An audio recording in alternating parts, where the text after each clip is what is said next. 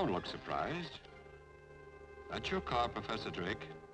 It's been somewhat altered for a purpose.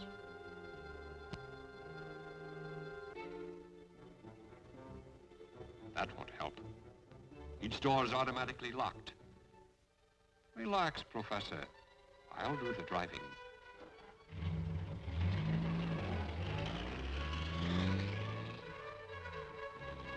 Your car is under my direct control. You can't see me, but I can see you from my remote point.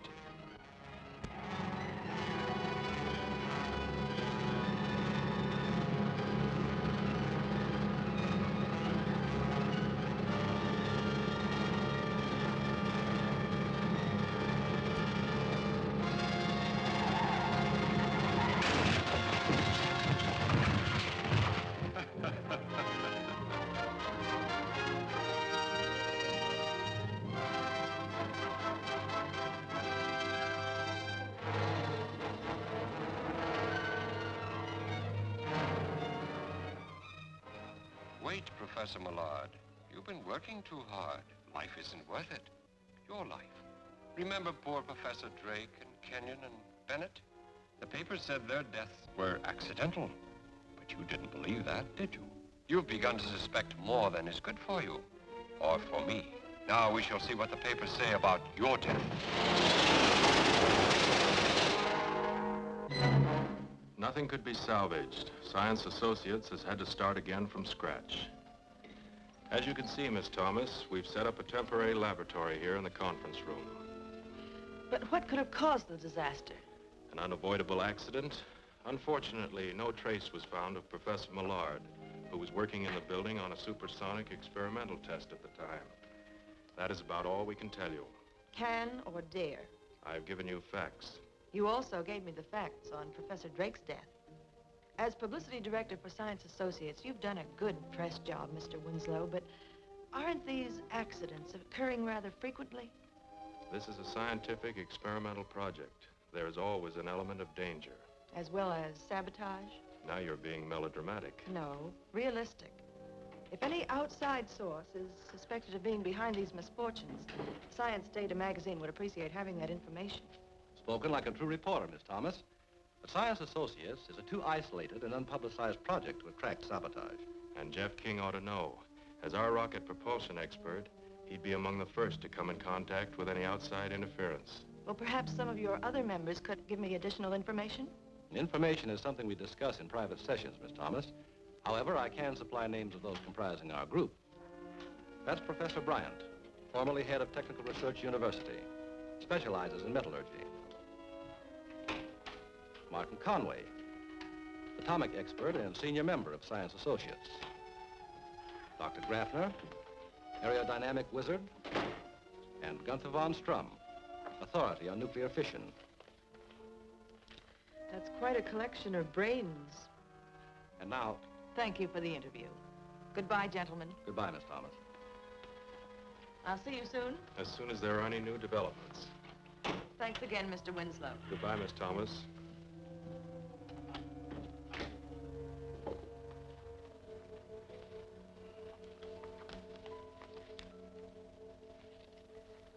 The meeting is called to order, gentlemen. As you know, we must select someone to continue the late Professor Millard's experiments. Why? In my opinion, Millard had become a visionary with fantastic ideas. Mad dreams of developing flying suits to change men into human rockets. A victim of overwork. Yes, it must have unbalanced him. His weird experiments cost him his life, and us our laboratory. No, not so fast, gentlemen. There is a possibility that Professor Millard knew something about Drake's death, but he wasn't satisfied with the theory of accident, and neither am I. I agree. The day before that lab explosion, Professor Millard hinted that he was close to naming someone who calls himself Dr. Vulcan. Millard believed this person was guilty of stealing secrets from Science Associates and was responsible for Drake's death. Are you suggesting that one of us is a murderer? I'm merely repeating Professor Millard's words. You seem to be better informed than the rest of us, Jeff. Suppose you investigate the matter for us. In a special capacity. in order to protect our persons and our interests. Agreed, gentlemen? Yes. The new controlled rocket we'll soon be testing. It's part of our interest. Safeguarding that can be Jeff's first job. All right, gentlemen, I accept. I'll arrange for the secret transportation of the guided missile to the testing grounds. Well, if there's nothing more at the moment, I move that this session adjourn. Second. Meeting adjourned.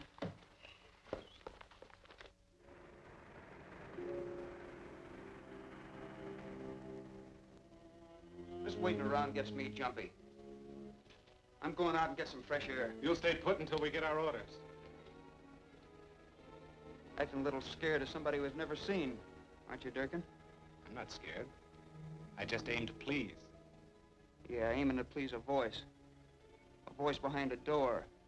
Over a radio. Or on the telephone. I'd like to see who I'm dealing with. Maybe I have seen him. Right now, the important thing is to grab that pot of gold at the end of this rainbow. Wonder what Dr. Vulcan's angle really is. Those scientists out on the desert are working on newfangled flying missiles and trick jet planes. Certain foreign governments might pay plenty for that kind of stuff. If Dr. Vulcan can get his hands on it. Maybe that's why he's got us working for him.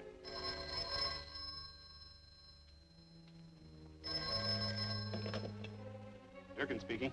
I have a job for you. Do you know Professor Jeffrey King when you see him? Sure. What about him? He has convinced Science Associates that Millard and Drake, at least, did not die because of accidents. You think he knows anything or just guessing?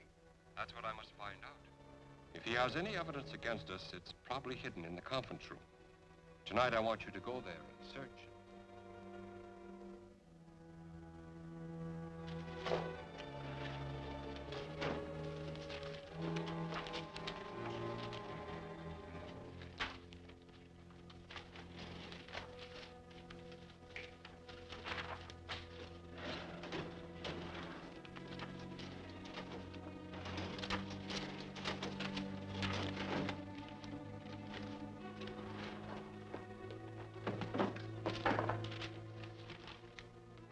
Find anything? Sure, a mess of books and a lot of scientific hoopla. Nothing we can use. We ain't finished yet. We better be in case King shows up. Why worry about him? Those professor types are all brains and no brawn.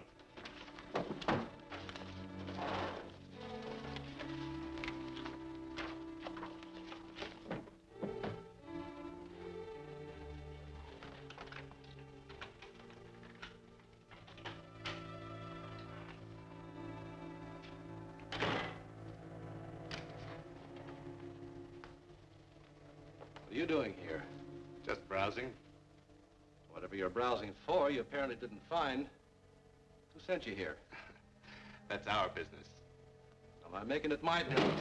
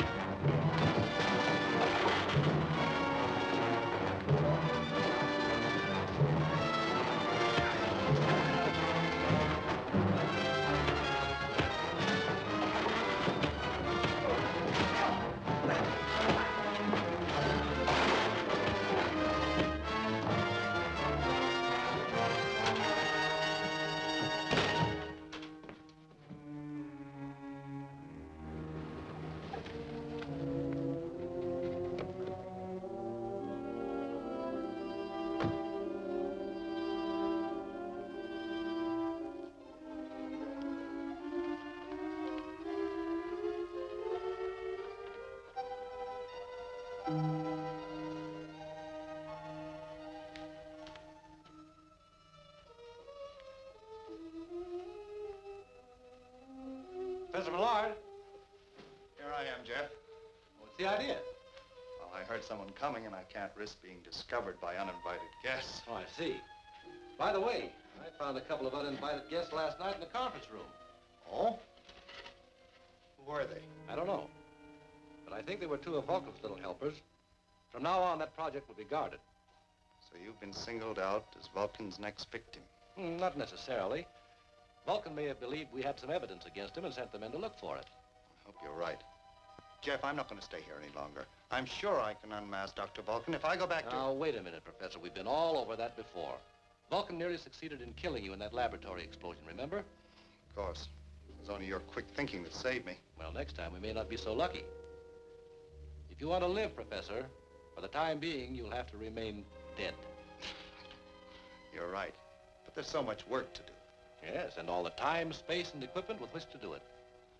You're right. That reminds me. I've completed the rocket suit. Good.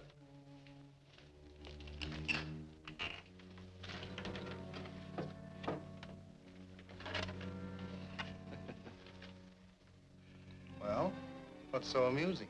I was thinking how astonished Professor Graffner will be when he sees this. You know, he was convinced you were insane to try to build an atomic-powered rocket suit.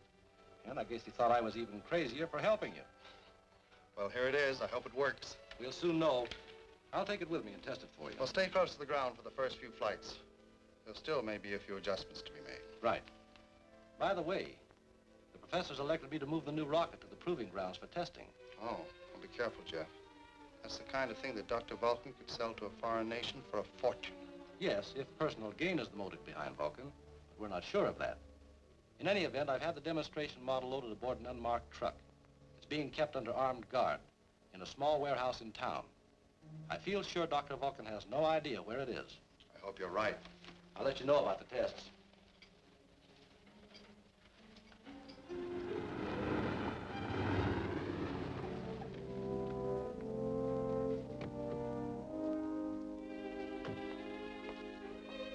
How's everything? Just fine. Truck's ready and waiting for you. Good.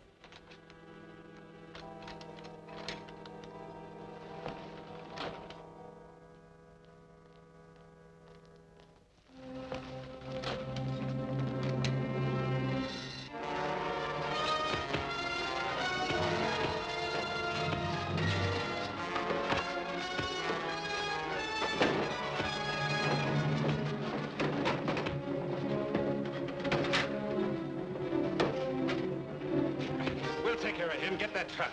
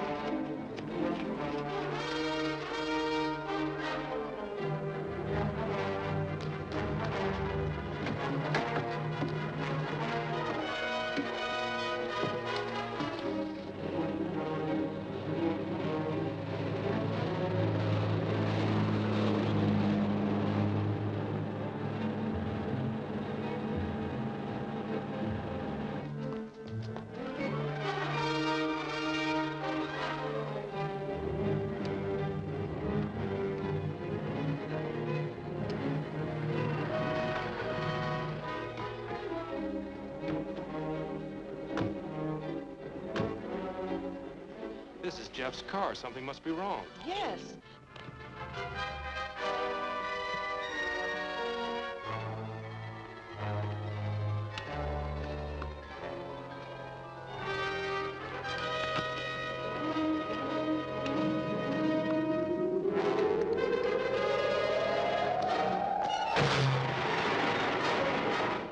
What's that?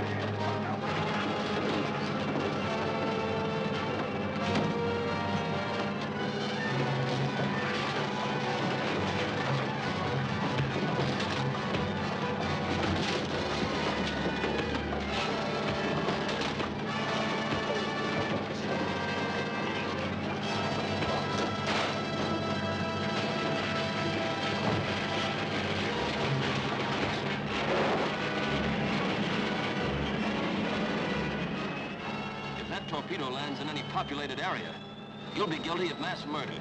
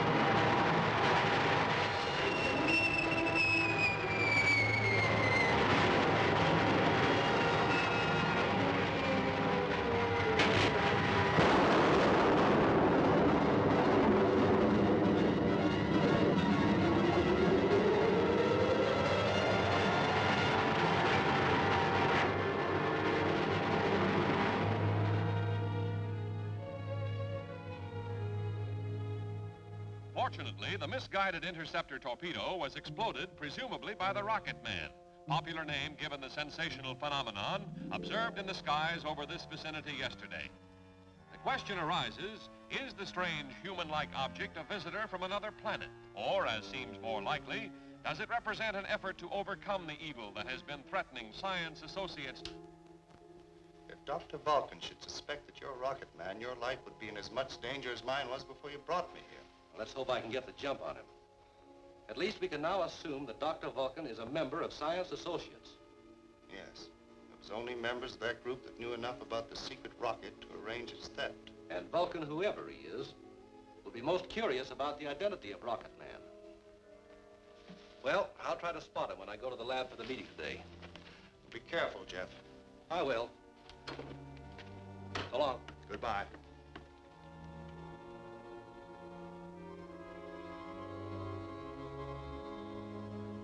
Bert Winslow described the sound of flight as resembling that of Millard's experiments in sonic propulsion. Yes, but no trace of Millard or his experiments were found after the explosion in the laboratory. And you, King, were the only one of us who believed Professor Millard's theories of sonic propulsion practical. Are you intimating that I might be the mysterious Rocket Man, gentlemen?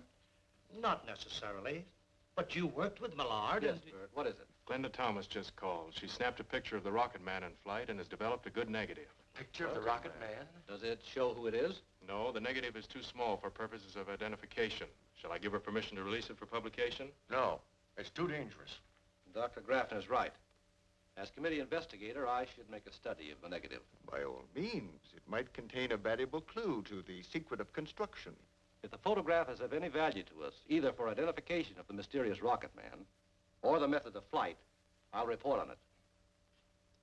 Haven't you anything to say, Professor Conway? No, I'm in agreement. We'll adjourn until we can have your report. Where is the photograph, Bert? Miss Thomas told me I could pick her up at the press club and see the negative in her apartment. Good. I'll meet you there at 2 o'clock. Right.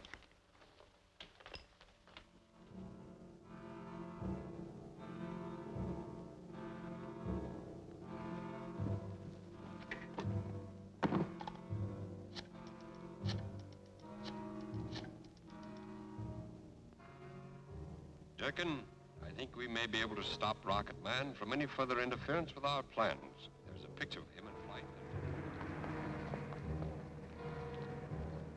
Glenda Thomas. Apartment 15. Piedmont Arms. Right. I'll find that negative before Jeff King gets there.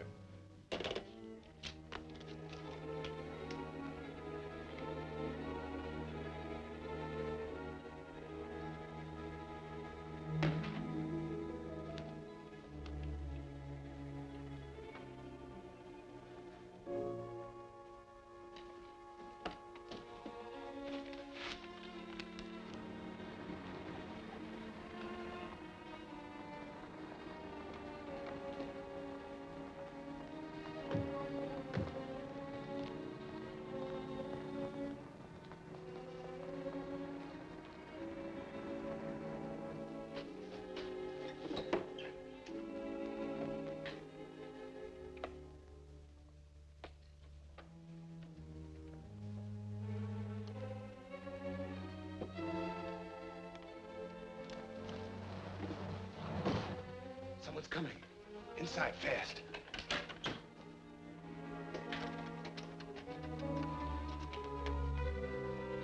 Come on in. Make yourself at home. Thank you. Actually, I doubt if the negative will be of any help to Science Associates. Maybe you're right, but Jeff will know. He should be here any minute.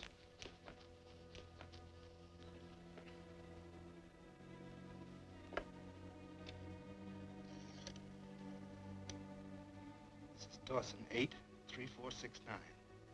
I don't think the telephone bell is working. Will you test it? I'll hang up. Hello?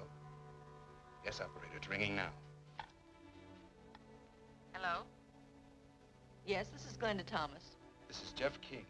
I've been unavoidably detained here at the laboratory. Is it possible for you to bring that negative down here? Of course. See you in a little while. Jeff King wants us to bring the film to the laboratory. He's probably busy with an experiment.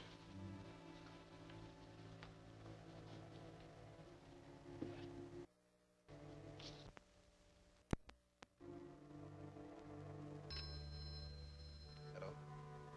Yes, operator. It's ringing now. Hello? Yes, this is Glenda Thomas. This is Jeff King. I've been unavoidably detained here at the laboratory. Is it possible for you to bring that negative down here? Of course. See you in a little while. Jeff King wants us to bring the film to the laboratory. He's probably busy with an experiment.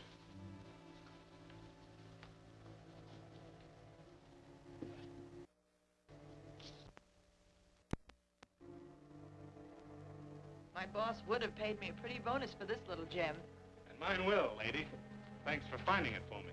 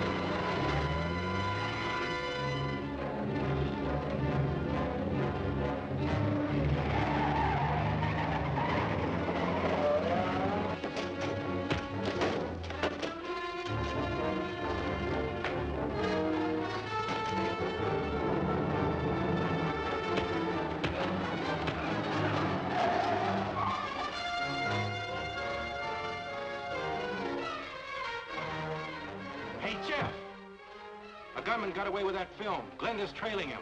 They must have headed for the Ridge Road.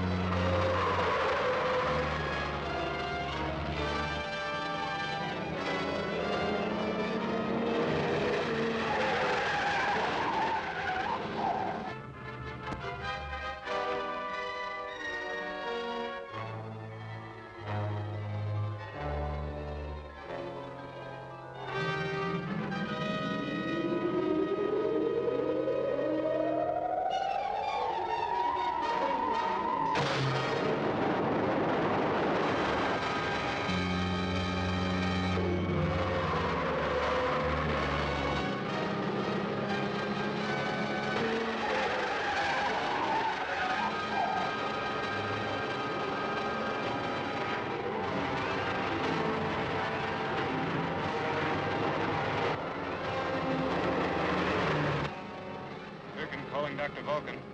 Durkin calling Dr. Vulcan. Vulcan speaking. Did you get the film? Yes, shall I bring it to you now? Where are you? On the ridge route approaching Coldwater Junction. Stand by. See if you're in the clear. Right.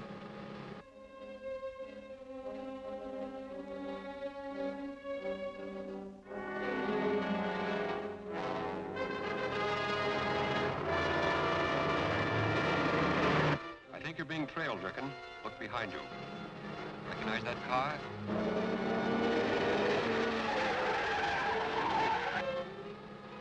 Looks like a car that was parked in front of the dame's apartment house.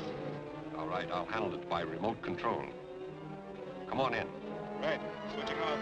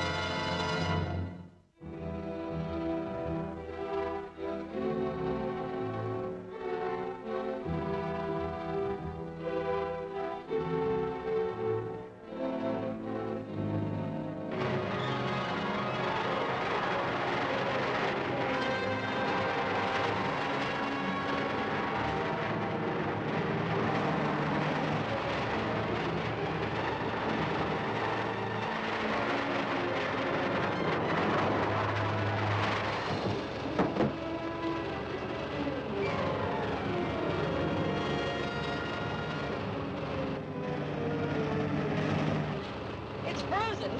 It won't turn. Jump!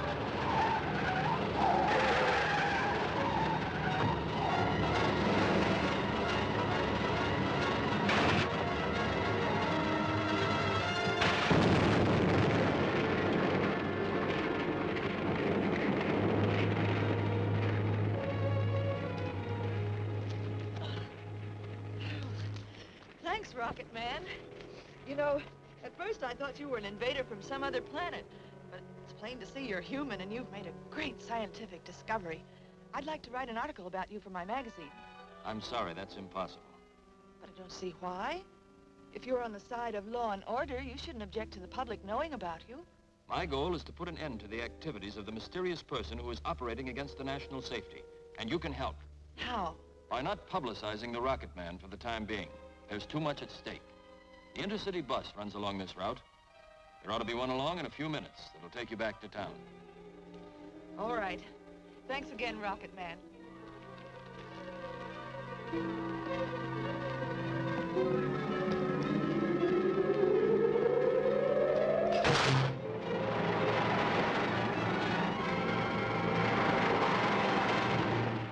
So even though Glenn had tried to help, Vulcan's men got away with a negative of her snapshot.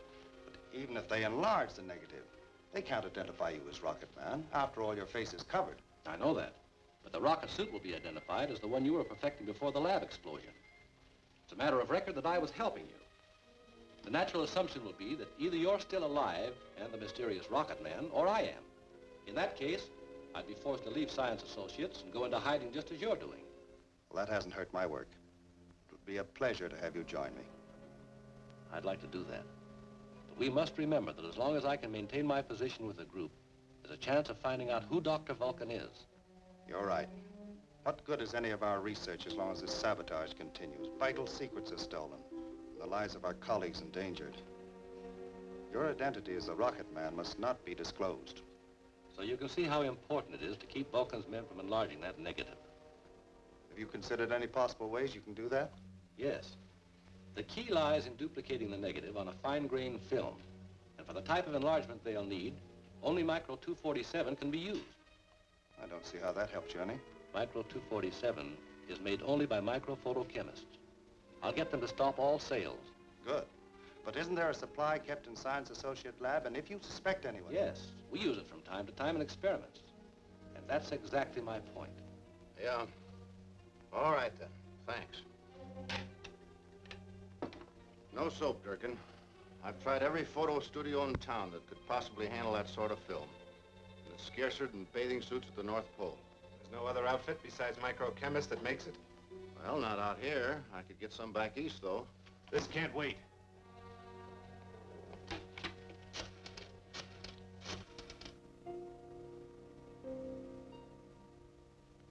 And as long as Microchemist won't sell, I figure the best thing is to break in there tonight. No. It might have been planned that way to draw us into a trap. Then maybe you've got another answer. I think so. There's a small supply of the film at Science Associates. Be at the North Gate at 9 o'clock. What about getting in? I said be there at 9. The gate will be open, and from there on you will...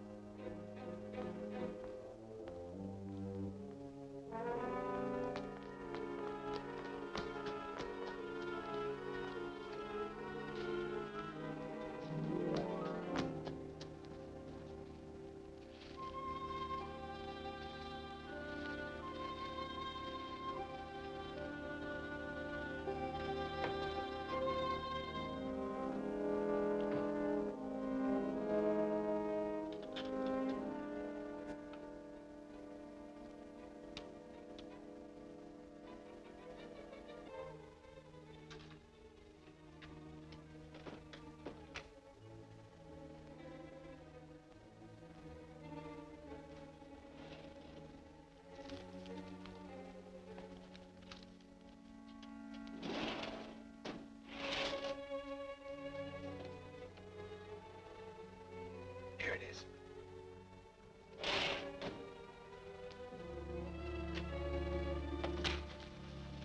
Don't move. Now, Durkin, who paved the way for you to get in here? I find my way around pretty well without anybody's help. Oh, if that's how you feel, you'll find your way to police headquarters with my help.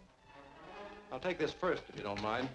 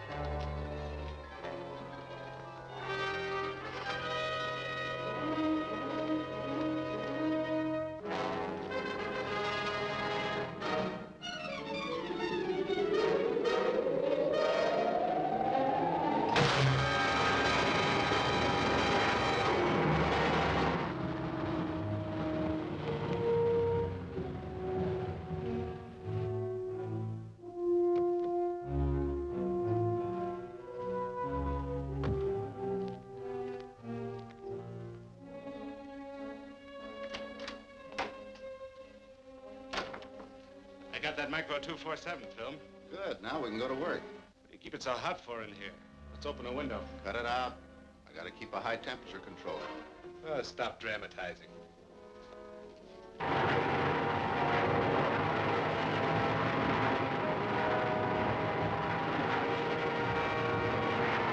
gonna take long? Oh, about 10 minutes. I got everything set. Good.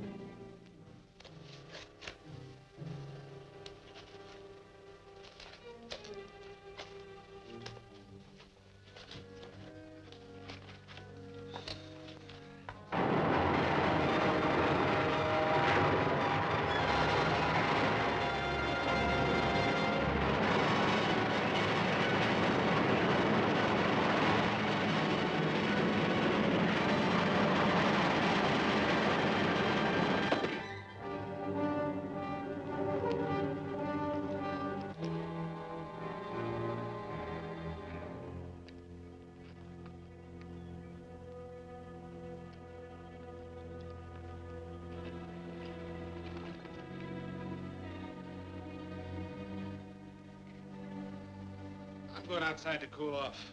Call me when you're ready. All right, it'll only be a few minutes longer.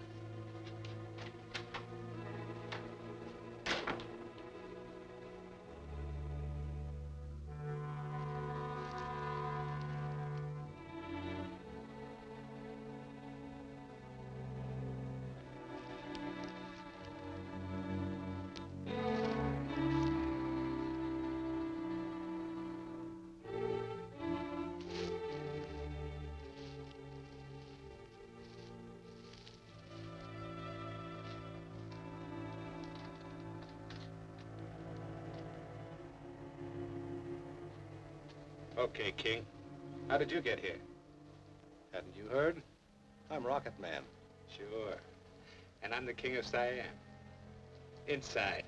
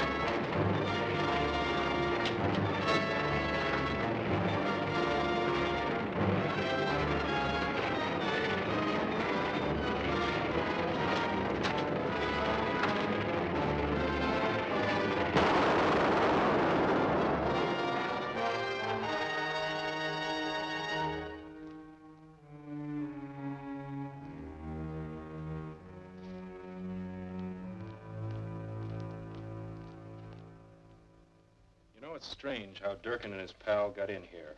I've checked the doors and the windows, and there's no signs of tampering. Somebody inside conveniently set the stage for them. They opened that door with a key.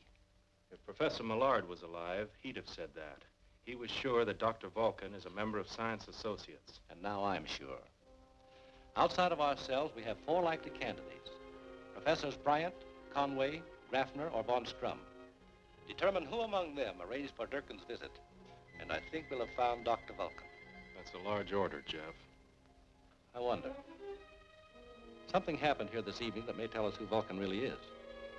As you know, I was sure Vulcan's men would try to get our supply of microfilm. When I knew they were inside, I slipped up on them. Don't move. Now, Durkin, who paved the way for you to get in here? I find my way around pretty well without anybody's help.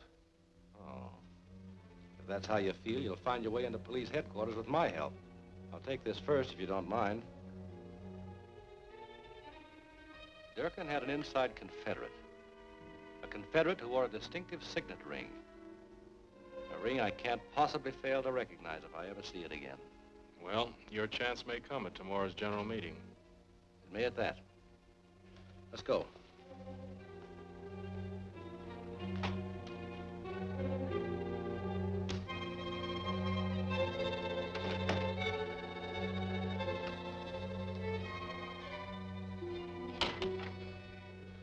Robert. Good morning, General. Good morning.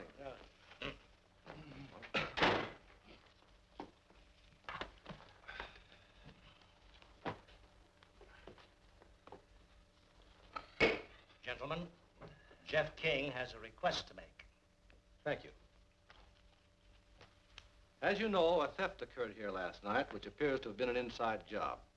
And just to dispel any possible doubts, I'm going to ask a favor. Will you all be kind enough to place your hands, palms down, on the table? That's a strange request. Oh, I don't understand. Obviously, we're under suspicion. What are you trying to prove, Jeff? I'm only trying to clear up something that's been bothering me. I'm looking for a man who displayed an unusual trademark last night. He made the mistake of wearing an intricately designed ring that definitely incriminates him. And you are that man, Professor Conway. I? There must be some mistake. That's your ring, isn't it? Yes, but... And you wore it last night when you conveniently turned the lights out in this room, didn't you? Are you trying to insinuate that There's no use denying it. I'd recognize that ring any place. Perhaps you'd recognize this. I was warned about you, King. You've got to blame somebody for what happened around here. But you're not going to make me your scapegoat. Put that gun away. Don't move. Any of you.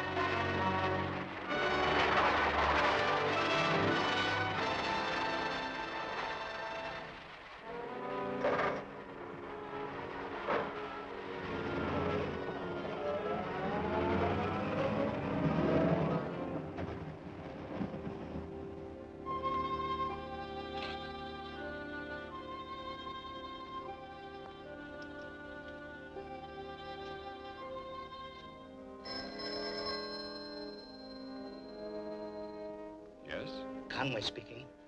I had to call you at that special number you gave me.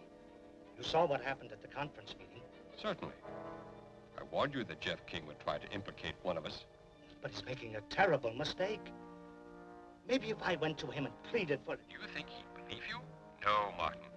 Once King gets his clutches on you, you're finished. Then you've got to make him understand. There must be something you can do. There is. Remember our pact to help each other if an emergency like this ever arose? Yes. Yes, of course. Well, I haven't forgotten it either. I've a friend living in town at the Hotel Mesa. He'll hide you until this affair is settled. Go there at once. Oh, thanks. Thanks.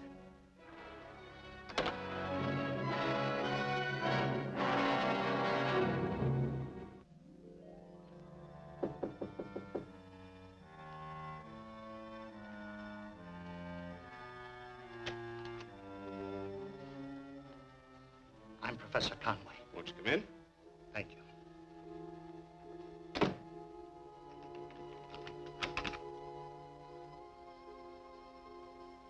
I was sent here by... Yes, I know. I've been through a terrible ordeal. So I've heard.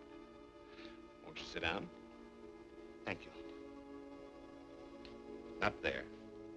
At the desk.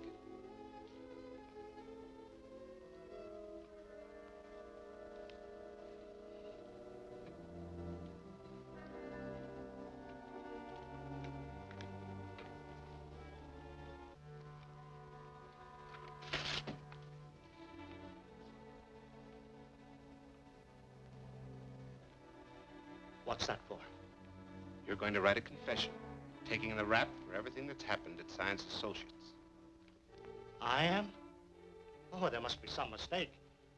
I thought you were a friend of... Sure. That's why you're here. Now get busy on that confession. You must be mad. I can't do that. Does this change your mind? Start writing. I'll tell you what to say.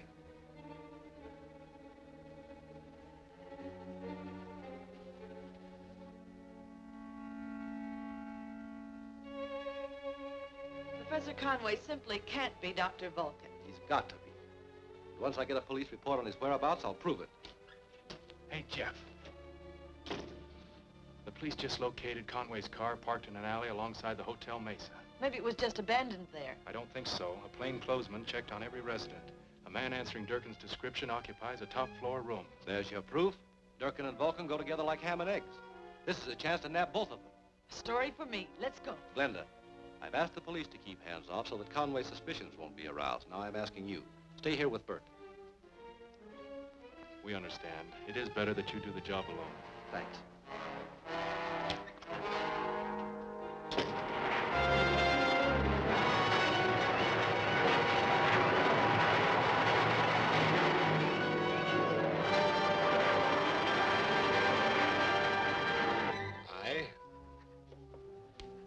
Martin Conway am also guilty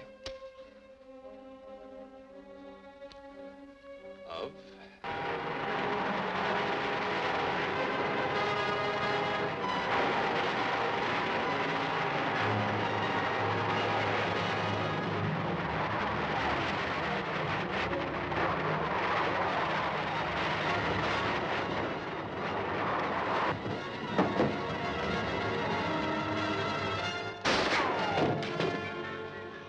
Am I glad you're here?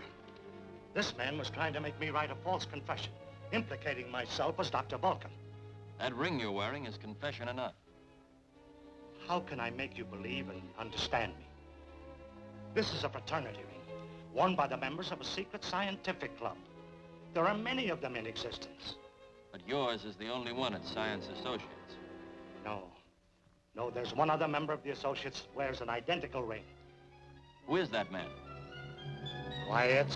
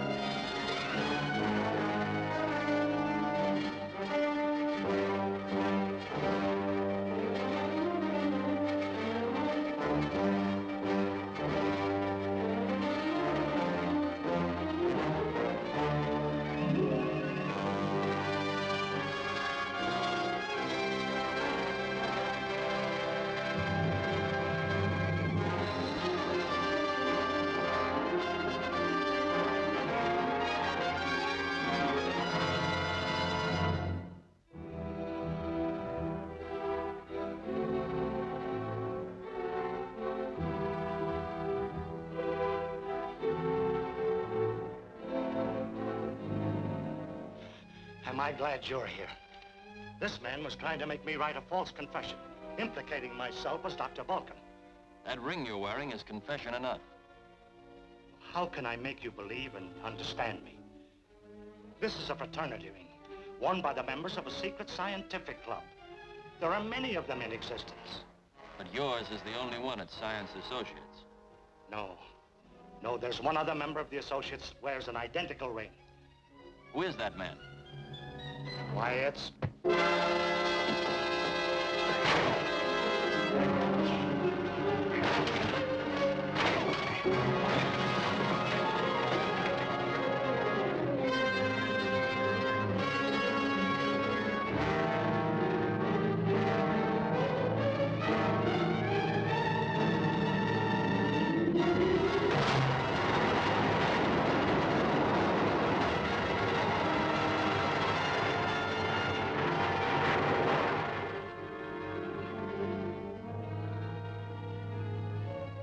I can't understand it. I never noticed Conway wearing the ring you say you saw on Vulcan's hand. I don't think that was a coincidence. Vulcan planted it on Conway before our last conference. Then Vulcan had to know that you'd be looking for that particular ring at the meeting where you planned to confront him. Apparently. I only told Bert Winslow. Winslow? Well, I've always considered Winslow above suspicion, Professor, but Vulcan invariably seems to learn of my plans. I think I'll go back to the laboratory now and see if I can find out how he does it. Well, good luck, Jeff.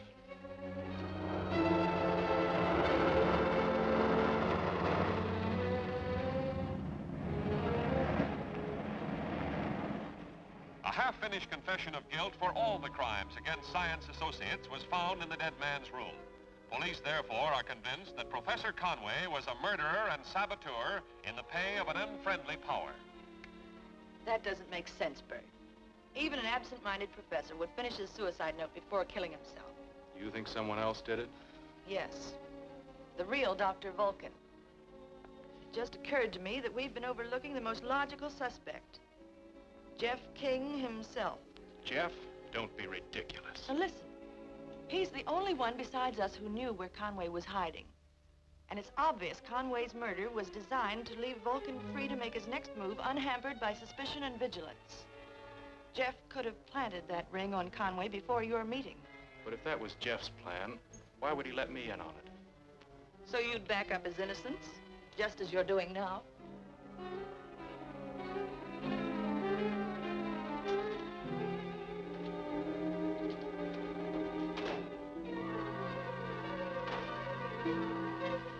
If you want me to prove to you that Jeff King is not Dr. Vulcan, we'll go down to that lab right now and start an investigation.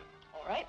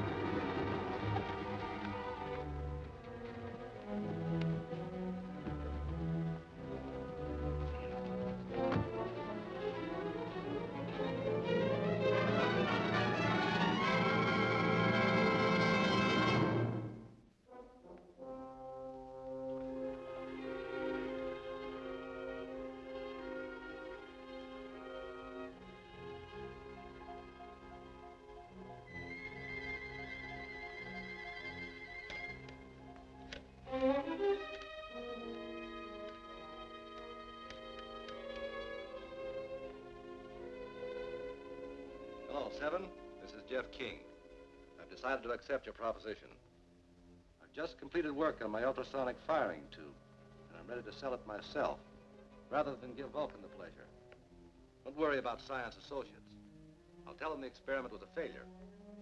I'll bring it to the barn at the old Bar H Ranch at 4 o'clock.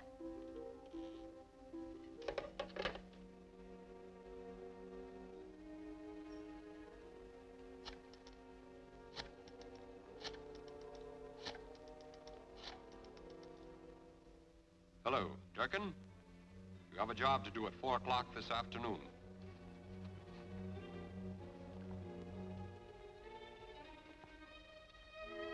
Jeff isn't Dr. Vulcan himself. He's working for him. Looks like that's all the proof we'll need. All but nabbing him in the act of selling that firing tube. I'm going to be waiting for them at the barn. I want to go, too. All right, but you can't go dressed like that. You drive over to the garage and we'll try and pick up some rougher clothes.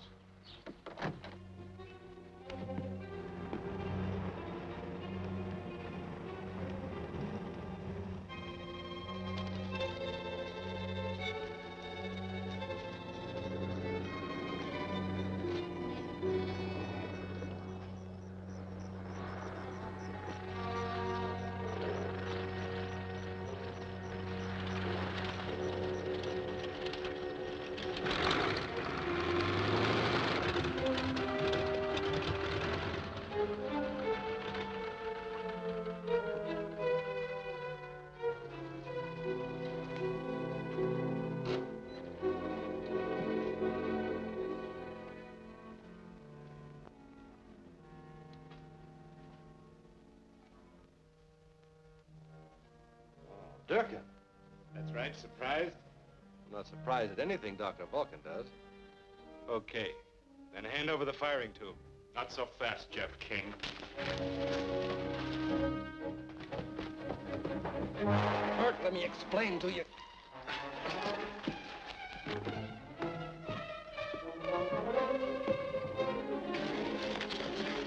Bert, wait a minute. Listen to me. Listen to me. I did, you traitor. I heard you talking over the telephone in the conference room. But that was for the benefit of a hidden microphone. That package I gave Durkin contained it. I know what was in that package.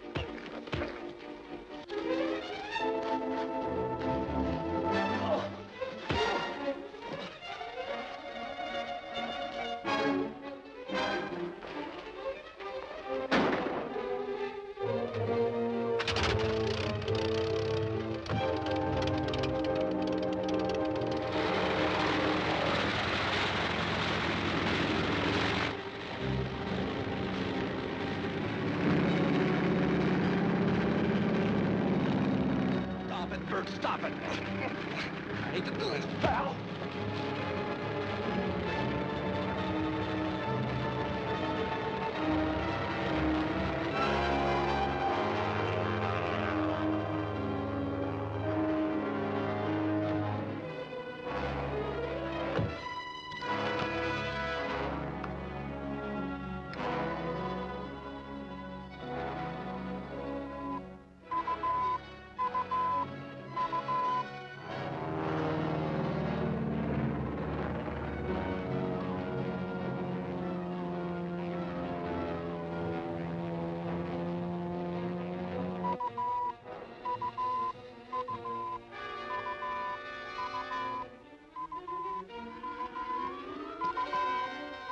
Now listen to me, Bert.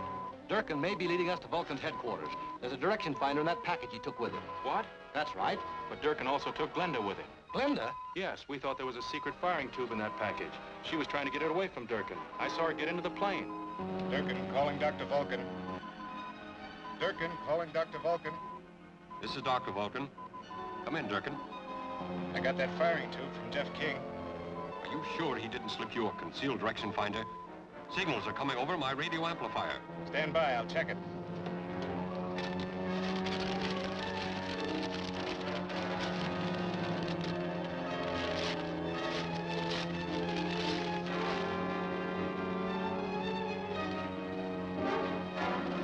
You're right, it was a plant. Throw it overboard and change your course in case you're being trailed. Right.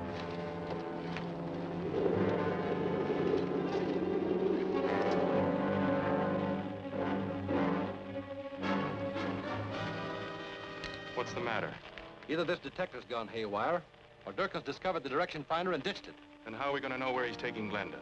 You'd better get to the nearest telephone and call the police aeronautics division. Tell them I'll contact their planes by radio if I can relocate Durkin on this. Right. You're next, sister.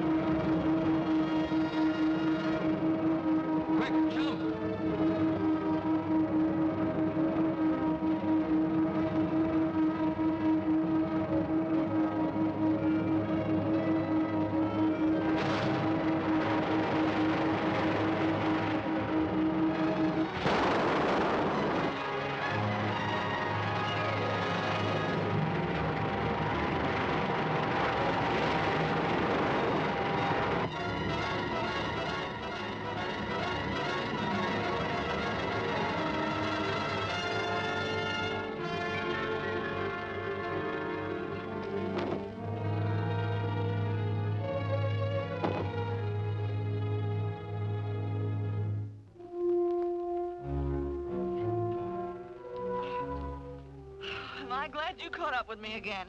It's getting to be a habit that I'd like to break. Well, I was only trying to help. The best thing you can do is help yourself to a ride back to town. The highway's right over there.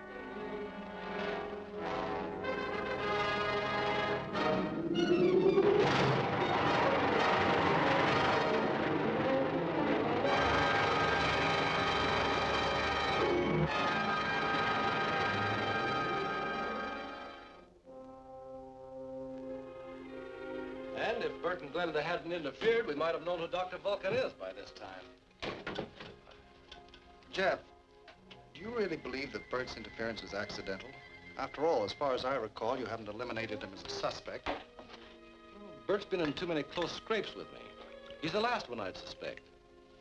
But until we know who Dr. Vulcan is, no one's beyond suspicion. I agree with that. How's the work coming? I hope to have the sonic decimator completed before long. I'm getting anxious to see what the sun looks like again, or even the moon. I can understand how you feel.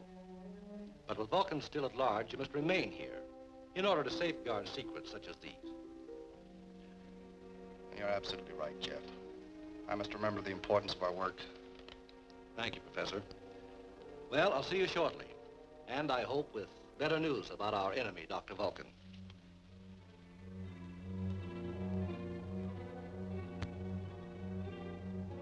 Durkin calling Dr. Vulcan. Go ahead, Durkin. I just got back here, but I'd like to take care of that King character right now. That might be a wise move. From what happened this afternoon, I believe that King and the Rocket Man are one and the same. Then we can kill two birds with one stone. We might even make it three. How do you figure that? If we put King in a spot where there's trouble and Rocket Man doesn't show up, then we know that King is the Rocket Man. Yeah, sure, but what's the other gimmick? There's a new device just completed by Eastern Electronics, which will have to be transported to the lab. At the conference tomorrow, I'll see to it that King is the one. That hidden microphone must have been put there by a Confederate, someone who had free access to these rooms. Well, in any event, you've put him out of business by cutting his line of communication. I believe Vulcan has too many sources of information to be stopped that easily. No, our only protection against him still lies in the maintenance of strictest security. Well, in that case, we have an immediate problem to discuss. Go right ahead, Professor. Well, gentlemen, as you all know, I've just completed assembling the sonotron at Eastern Electronics. It should be brought here immediately for testing. Well, that's no great problem. You forget the tremendous value of the sonotron to any foreign power. Well, why not leave it to King? Ever since we've appointed him our director of security, he's been quite successful in warding off this unseen enemy. Well, gentlemen, the choice is yours. Well, I say King. Agreed. Thank you. I'll begin making my arrangements immediately. Bert, I'll want you to go along. Good. What are the arrangements? Well, I'm not sure yet. But suppose you meet me outside my apartment at 4 o'clock. Sure thing.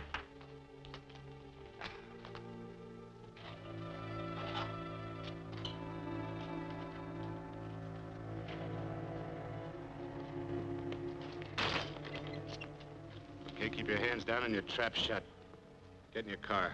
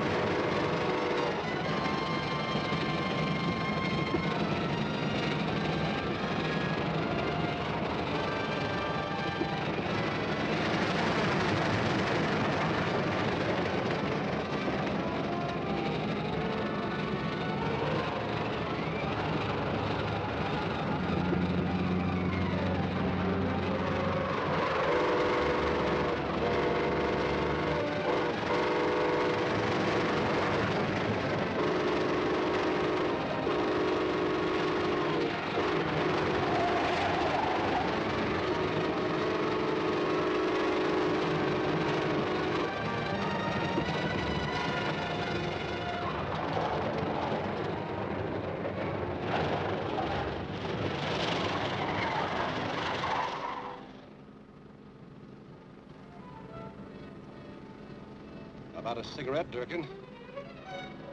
Okay.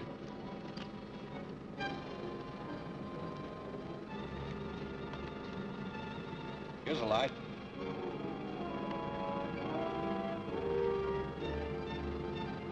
What bright ideas Dr. Vulcan dreamed up this time. It's bright, all right. 3 birds with 1 stone. I don't get it. You will. In fact, King, you're going to work this one out for Dr. Vulcan.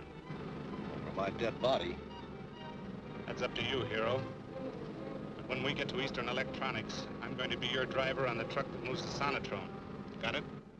Better play along, because I got a hunch that Rocket Man ain't going to show up to help you out of this one.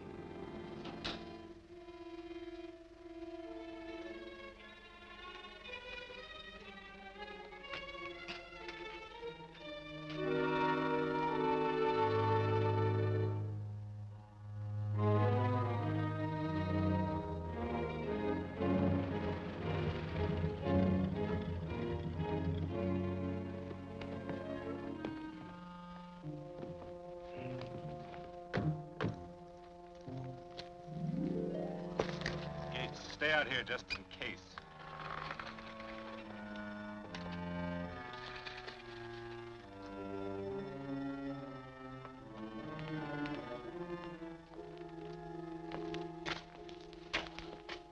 What can I do for you? I'm Jeff King of Science Associates. Can I see your credentials? Yeah, sure.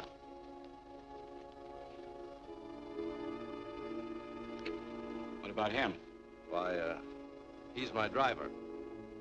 Okay, it's all set to roll. I'll get a receipt for you to sign. Thanks.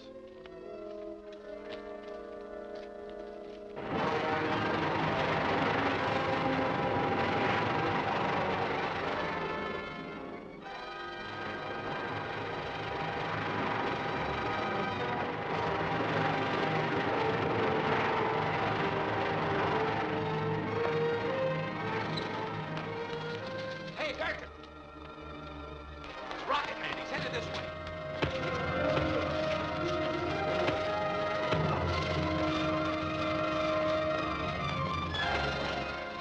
They were gonna hijack the truck. Let me have this and you call the police.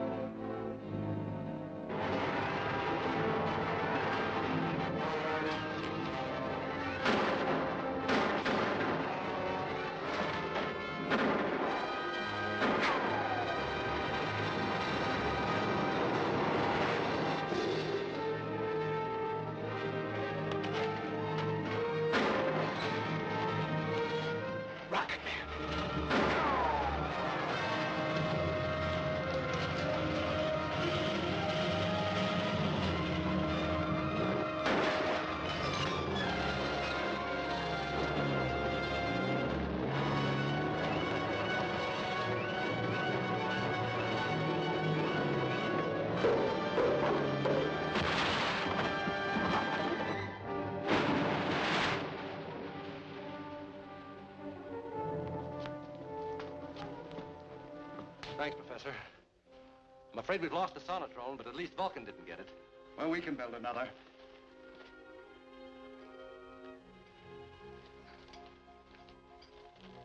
I guess Durkin is still puzzling out who Rocket Man can be. We're dealing with a more cunning brain than Durkin's, Professor Millard. It's that cunning brain that's forcing me to hide out in this cave.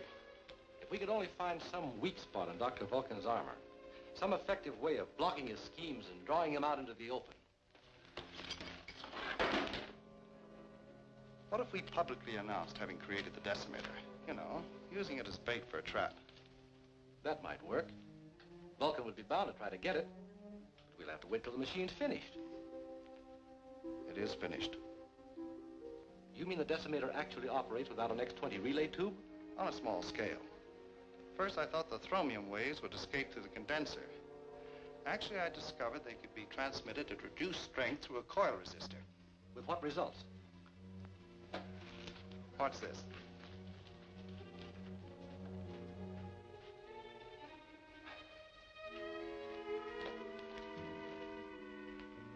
Know what this is?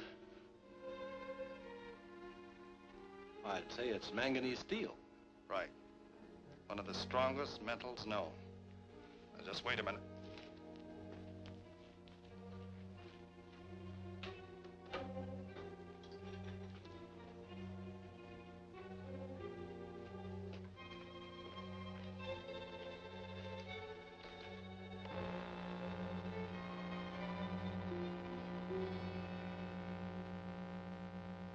What's that steel bar?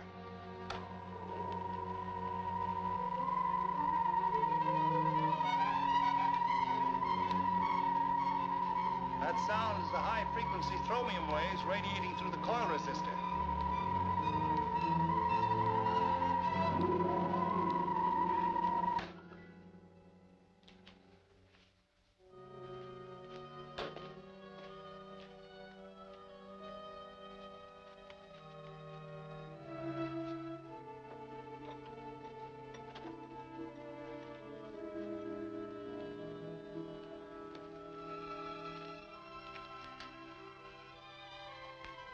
Well, here's what's happened to your manganese steel, Jeff.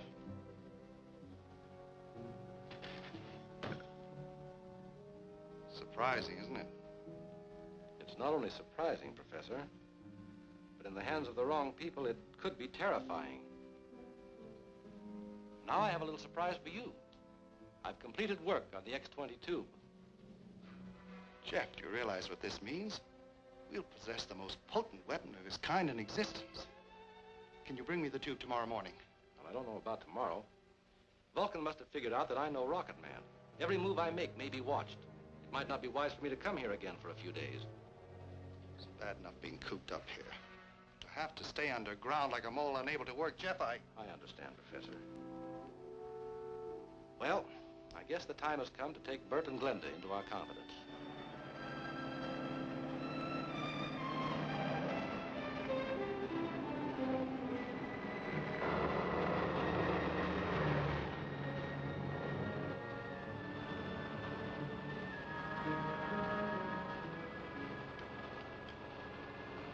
Jeff King to Millard. Come in, Professor Millard. This is Millard. I'm being followed just as we figured might happen. I'm leading whoever it is out into the backcountry on a nice, long, wild goose chase. What about Bert and Glenda?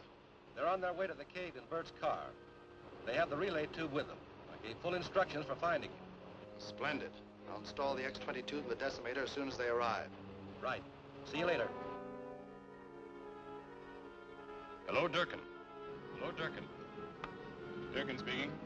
Jeff King's playing decoy. I just listened in on a radio communication between him and the late Professor Millard. Millard? But he's dead. He's very much alive. What's more important, he may be Rocket Man. Sure. Sure he is. Where's he hiding? In a cave. Now listen carefully. He's perfected a weapon he once discussed at Science Associates. It's known as a decimator. What do you want us to do? Bring Millard and the decimator to me. My directional locator indicates that the cave is in the neighborhood of Hermit Mountain. We'll find him. Swing around.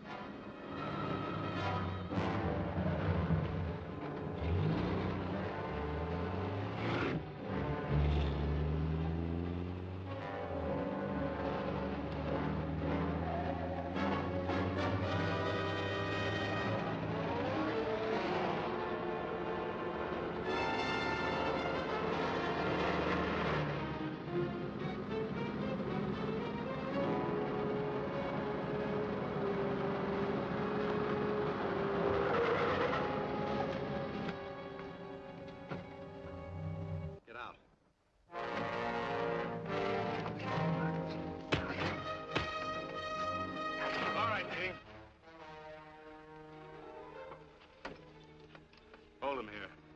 I'll pick up a couple of the boys and head for Millard's cave.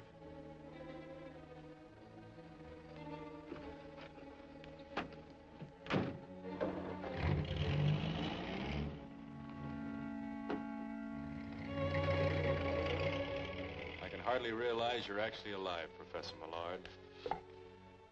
I have our friend Jeff King to thank for that. Ah, the X-22. Now we can really put the decimator to a test.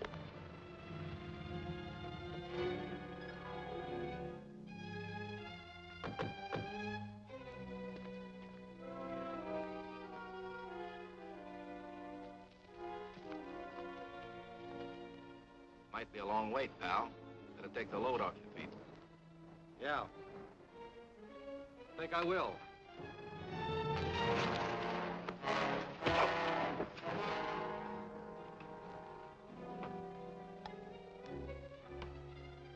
There. With the addition of the X-22, I believe this is one of the most deadly machines ever devised. Calling Professor Millard. Come in, Millard. Calling Professor Millard. This is Jeff King. I'll get it. Don't bother. I'll get it. You hear me, Professor? What's wrong? King's broken free. We've got to work fast. Tie up those two. Sit down.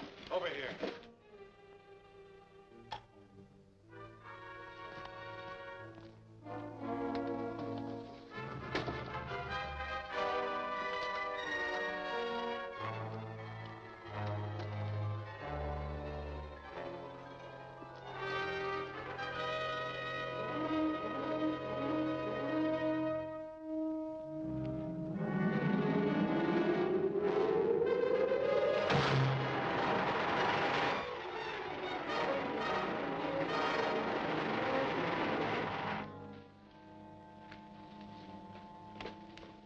You're coming with us to visit Dr. Vulcan.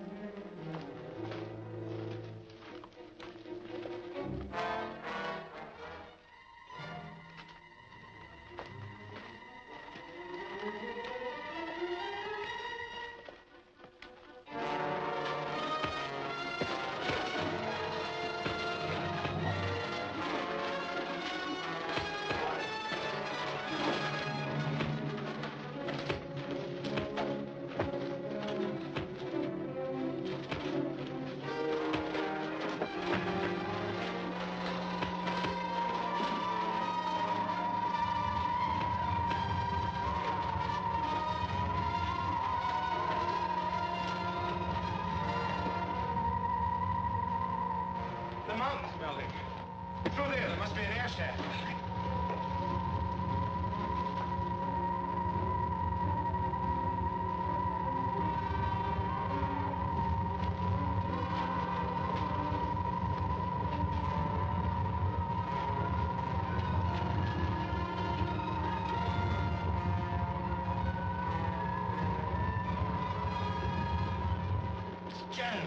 Save Bert and Glenda. They're tied up in the cave.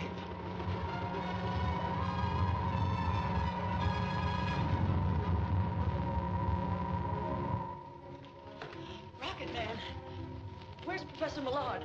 He's all right, but the tunnel is filling with lava. Hurry, Rocket Man.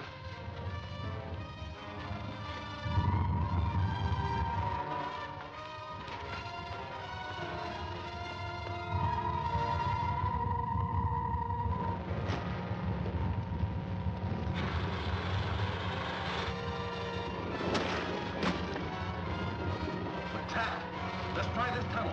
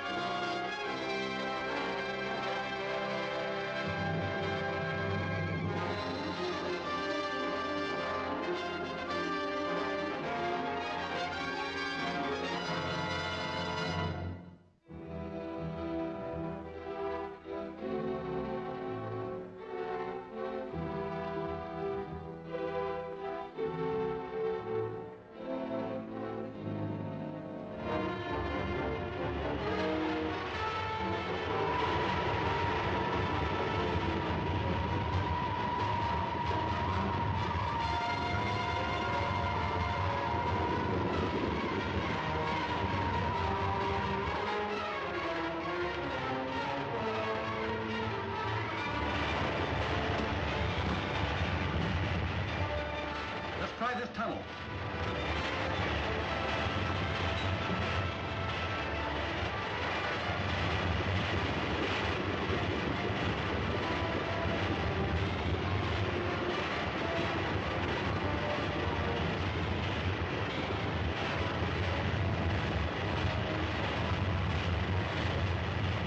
Look, through this air shaft, quickly.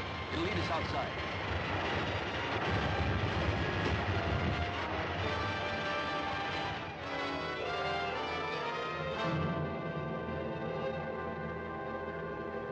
All right, King. Now you admit helping Millard create the illusion that he was killed by the explosion in his laboratory several months ago. Yes. Millard knew it was Vulcan who tried to kill him, so he decided to finish his greatest experiment underground, free from Vulcan's interference. And he did perfect the most devastating weapon known to man. But what good will that do man? The decimator was destroyed. That's true. But I worked with Millard on the decimator, and I may be able to reconstruct it with the help of our research notes. Well, if I can be of any help, it'd be an honor to help you. Splendid. Thank you, gentlemen. But for the moment, I'd rather work alone. If any help is needed, I'll call on you.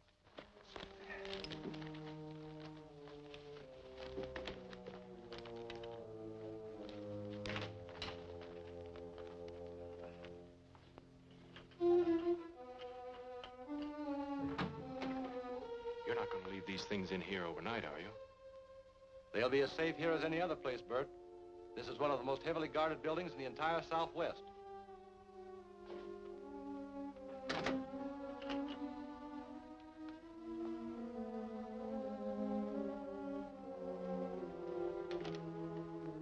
Left right 31, twice left 19. Left 38, twice right 19. Left 38, right 19.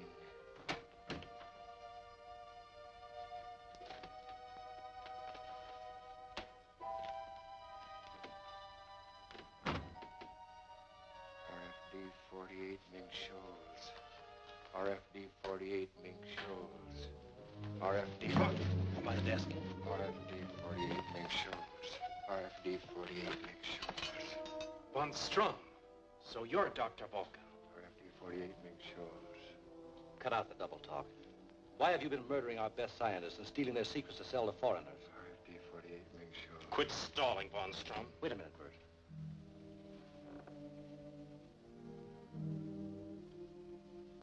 I believe this man's under the influence of an hypnotic sedative. Then maybe he isn't Dr. Vulcan. I don't think so. But let's hope he knows who Vulcan is.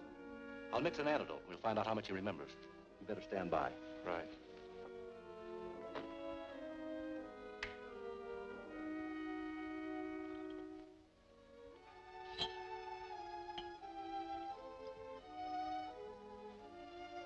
Here, Von Strum. No. No, Vulcan! Who is Vulcan? Quickly, Von Strum. Who is Dr. Vulcan? Vulcan. He's...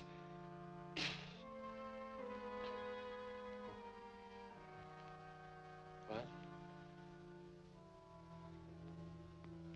Jeff. How did I get back here? Back from where?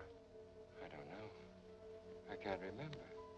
We went to Gramercy's for lunch, all of us, after the meeting. And I don't understand. I was sitting there with a cup of tea and...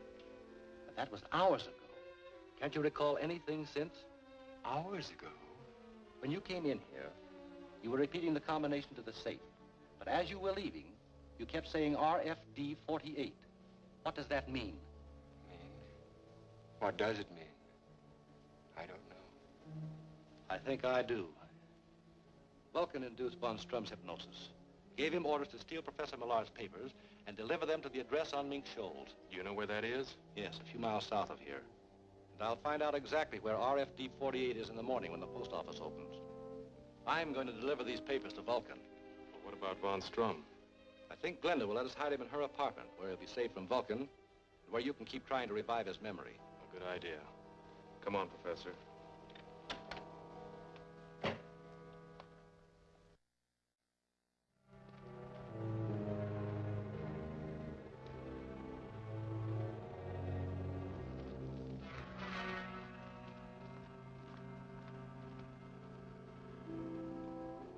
Walk up to the highway and look out for Von Strum. I'll be inside.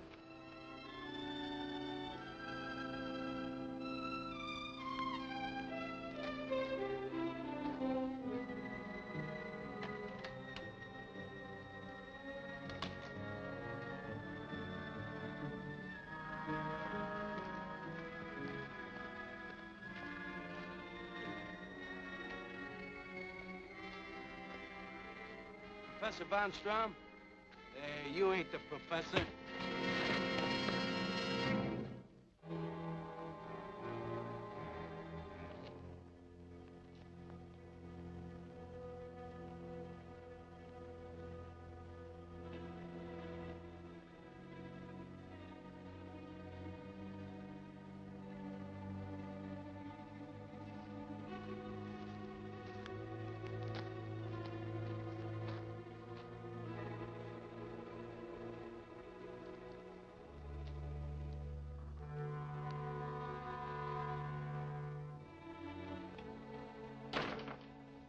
Sign of the professor? Yes, Von Strum's under guard. I hoped your boss himself would show up at that safe. What are you talking about, King? Dr. Vulcan. I want him. Look around. There's no Dr. Vulcan here. You know where he is. And you're going to take me to him. Stand up.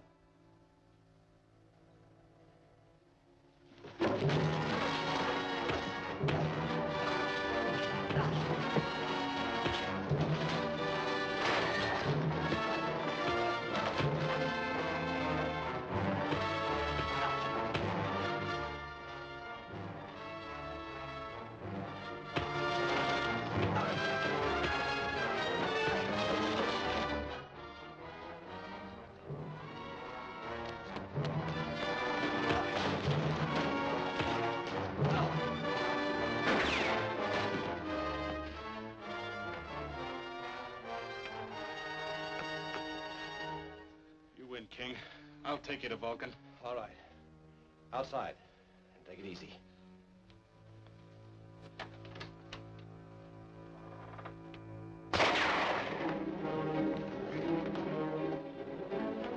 Hey, Turkey, keep him pinned down here.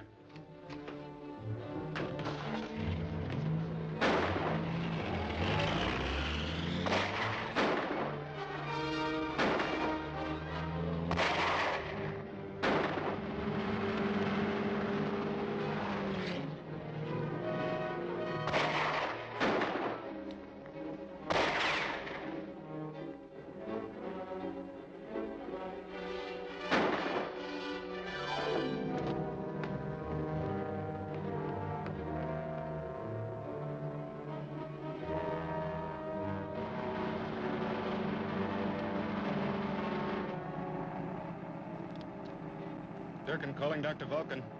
Durkin calling Dr. Vulcan. This is Dr. Vulcan. Come in, Durkin. Your plan backfired. Jeff King showed up instead of Von Strum. He's holding Von Strum someplace. I know. I've just traced Von Strum to the apartment of Glenda Thomas. We must get rid of him before he recalls what happened to him while he was with us. 2 of my men are on their way now to prevent that. Do you know where Glenda Thomas lives? Yes. I'll be there in time to take over. Switching off.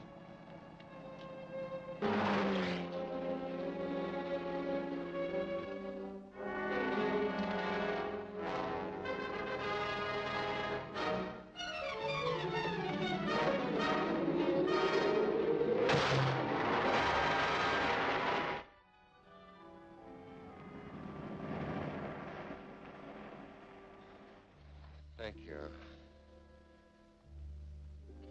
You remember the stranger leading you into the shack. Who was waiting inside? I couldn't see. I remember there were voices, but it's no use, Winslow. I'm tired. I just can't remember.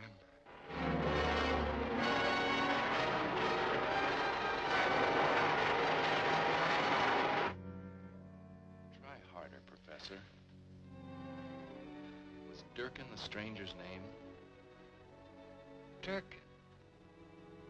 Yes, I believe that was his name.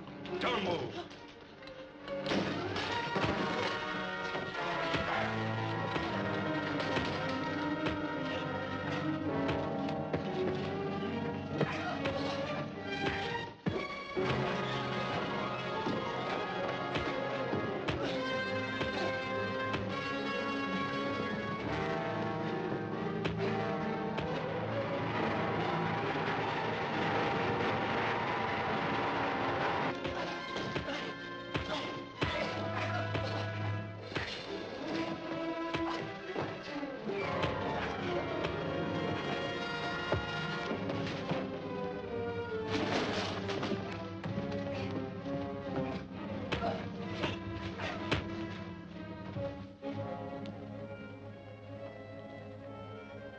You just prolonged the agony, sister.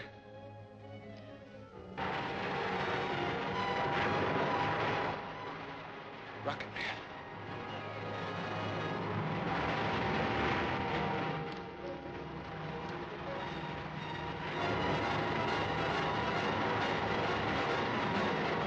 Here he comes. Let him have it.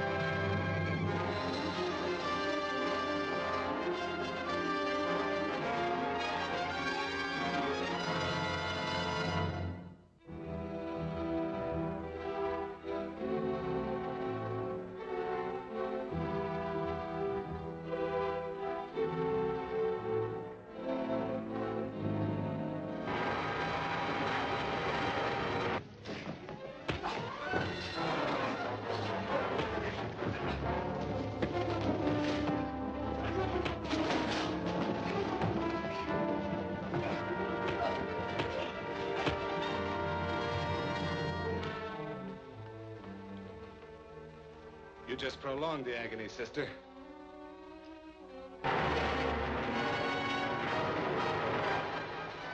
Rocket Man.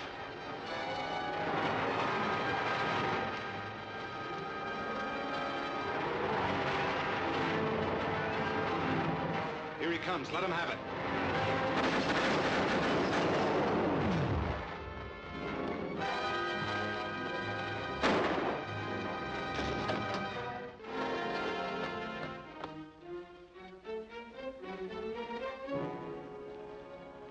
He's dead. I'm sorry. If I could only have gotten here sooner, I might have prevented this. Therefore, it is adjudged that death was a homicide committed by a person or persons unknown. Signed, Forthright Coroner's Office. Those, unfortunately, are the cold facts. Another victim added to Dr. Vulcan's list. Another sacrifice, King. If you had only enlisted our help, we wouldn't be faced with these cold facts. I don't see why you or I could have been of much help. But no matter what dangers lie ahead, I'm still willing to trust the King's judgment. Of course, I'm not blaming you, King, for these unfortunate occurrences. I just thought perhaps we might be of some assistance. Let's leave it with the understanding, then, that I'll call upon you whenever I feel you can help. Fair enough. Oh, by the way, King, how are you getting on with rebuilding the decimator? Well, it's a difficult task, Doctor, but I hope to have some results soon. Good, good.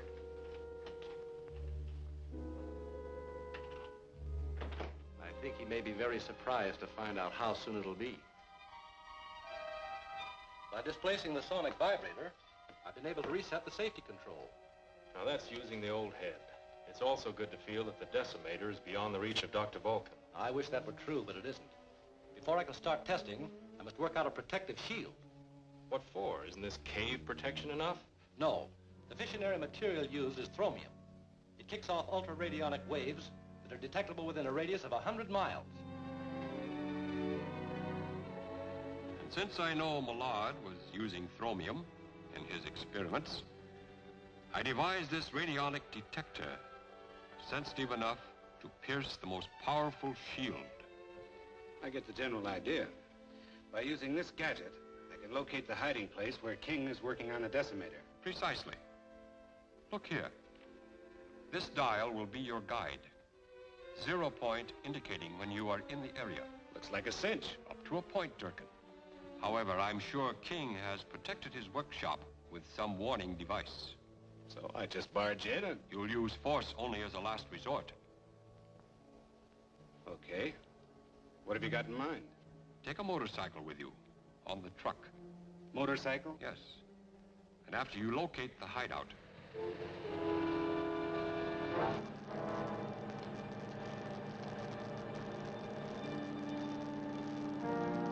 Slow down a little. Hold it. Down that side road to the left.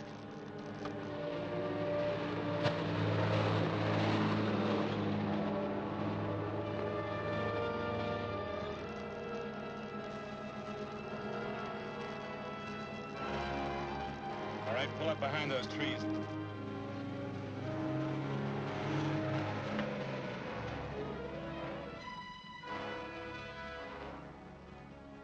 That's the place we want.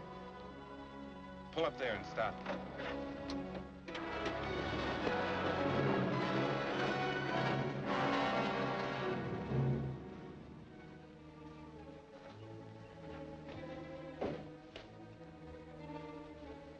All right, fellas, get out the motorcycle.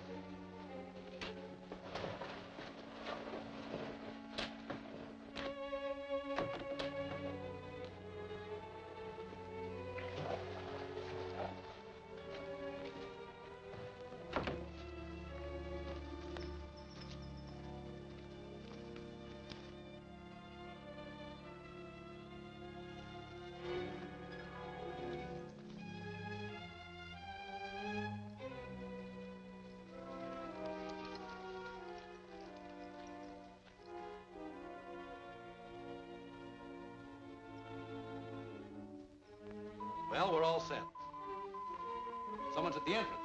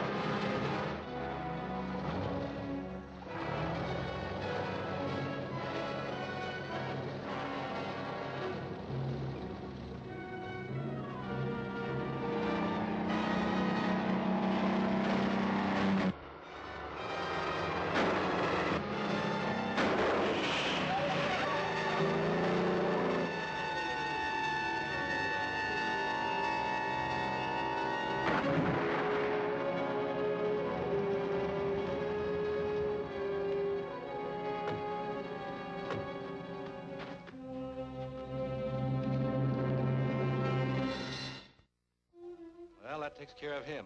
I'd feel much better if we'd had a chance to talk to the guy first. Yes, that would have helped.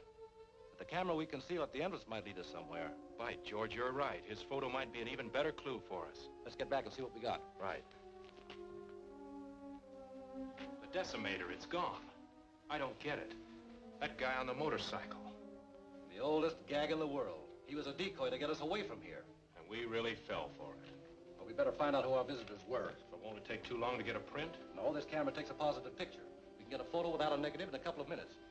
Bring me that test box, will you?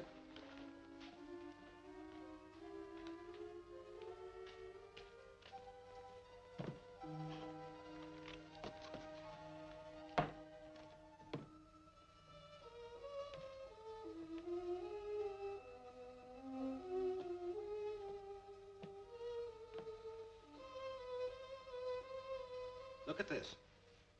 What's so surprising about seeing Durkin? No, not him, the truck. It must still be in the vicinity, and a police blockade could trap it.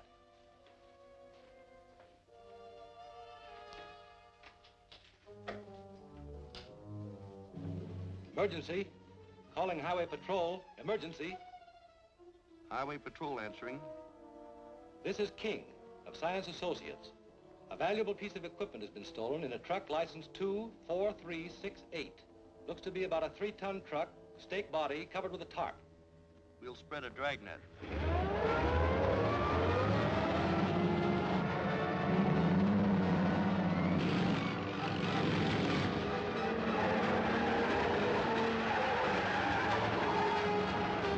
From the police report I picked up, they've got a full description of the truck. I'll run through them. We'll do nothing of the kind. Head for Saddle Pass, where Phillips will meet you. Yeah, right. Head for Saddle Pass.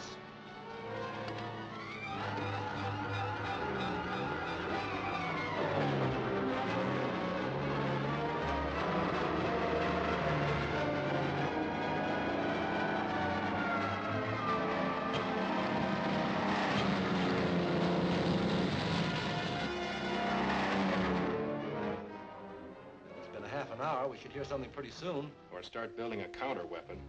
Highway Patrol calling King. Come in. Our patrol has just located your truck moving along Abbey Road toward Saddle Pass. Great. I'll take it from here. You stay here in case I need a contact. Well, what can you do alone? I have a fair idea.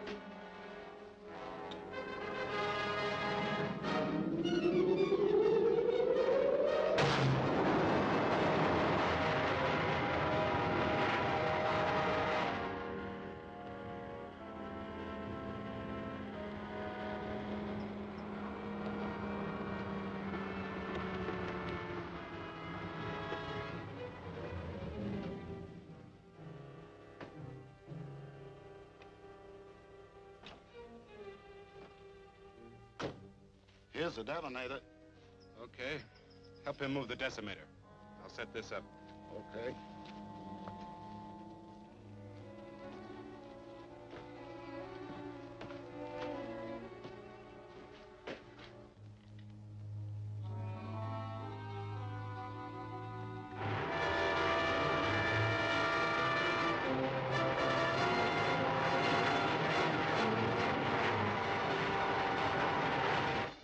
Set to go.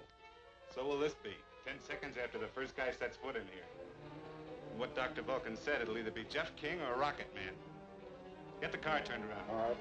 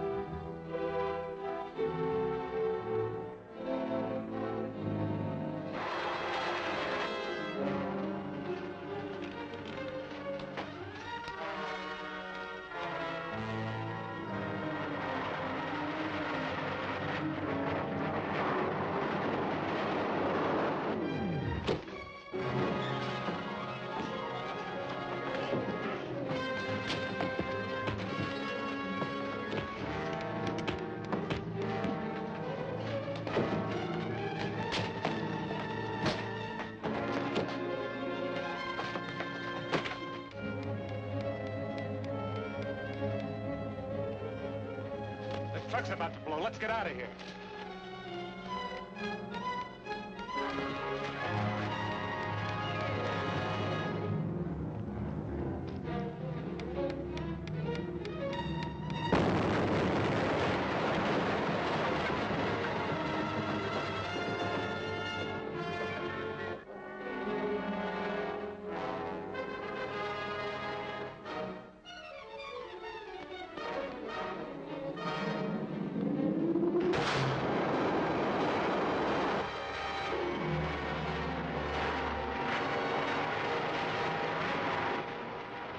Back to the car.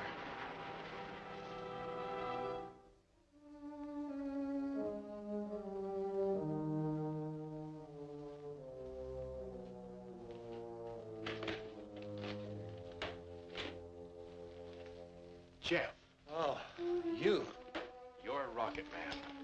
Yes. I guess this had to happen. I should have guessed it before. But why did you hide all this from me? Professor Millard and I thought it wiser not to tell anyone. We felt the fewer people who knew, the better chance we'd have to unmask Dr. Vulcan. Then that is Millard's invention. Yes. Shortly after he established himself in that cave to escape Dr. Vulcan, I found out he perfected the flying suit and volunteered to test it for him. Well, here it is. I hope it works. We'll soon know. I'll take it with me and test it for you. Well, stay close to the ground for the first few flights. There still may be a few adjustments to be made. Right. By the way, the professor's elected me to move the new rocket to the proving grounds for testing. Oh, well, be careful, Jeff. That's the kind of thing that Dr. Vulcan could sell to a foreign nation for a fortune. Yes, if personal gain is the motive behind Vulcan, but we're not sure of that. In any event, I've had the demonstration model loaded aboard an unmarked truck.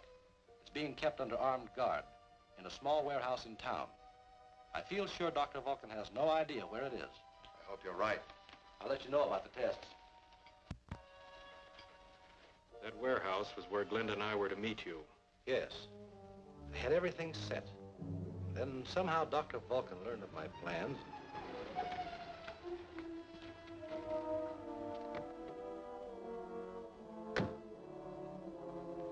How's everything? Just fine. Truck's ready and waiting for you. Good.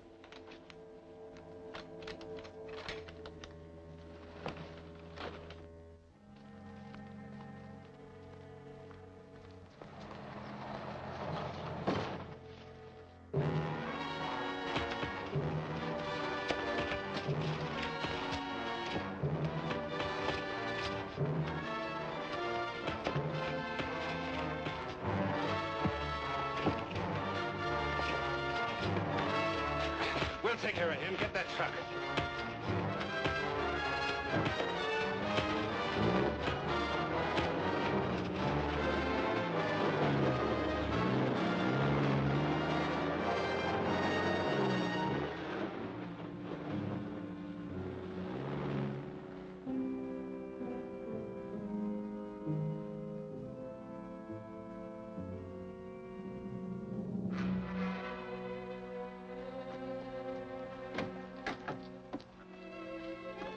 I realized the rocket suit was an untried experiment, but with it, I stood an outside chance of overtaking that truck.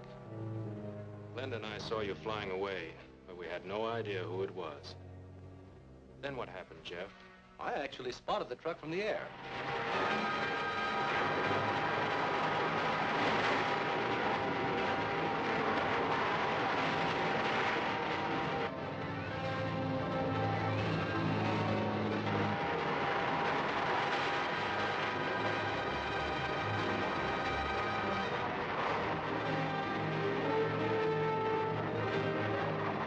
What's that?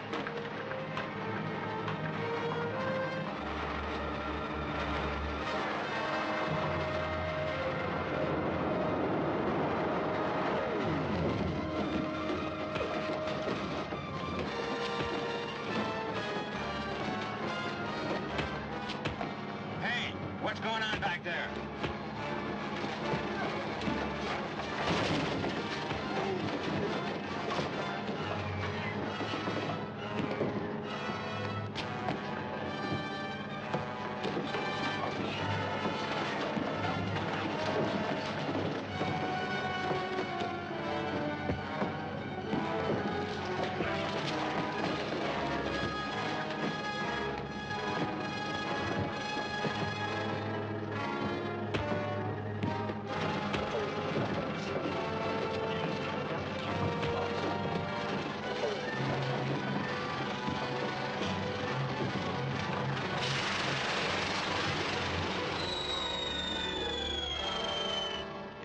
torpedo lands in any populated area, you'll be guilty of mass murder.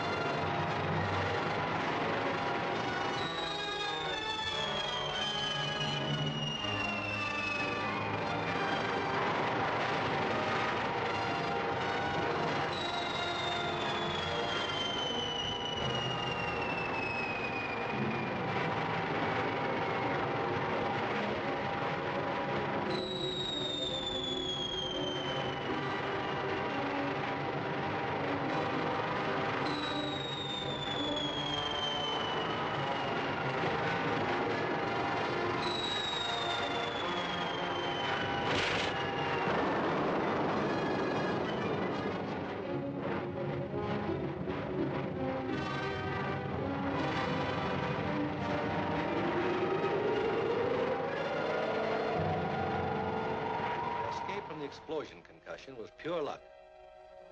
I'll bet you got another scare when you learned Glenda had snapped your picture as Rocket Man. I was even more afraid when Dr. Vulcan learned of it and sent Durkin to her apartment. He stole the negative and escaped, but Glenda went after him. And you went after her? Yes, as Rocket Man.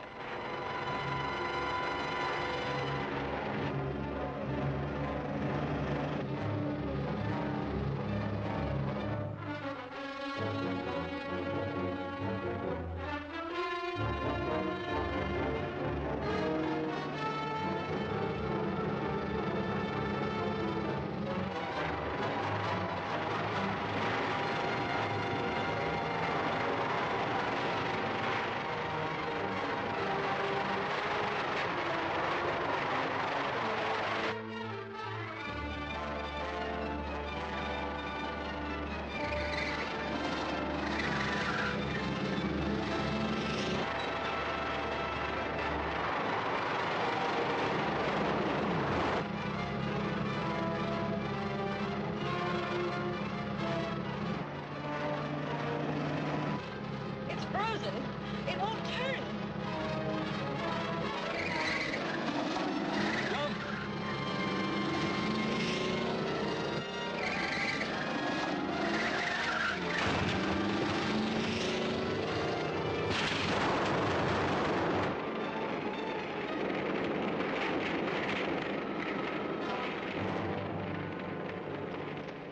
Durkin escaped with that microfilm, but later it was destroyed, so Vulcan never succeeded in using it.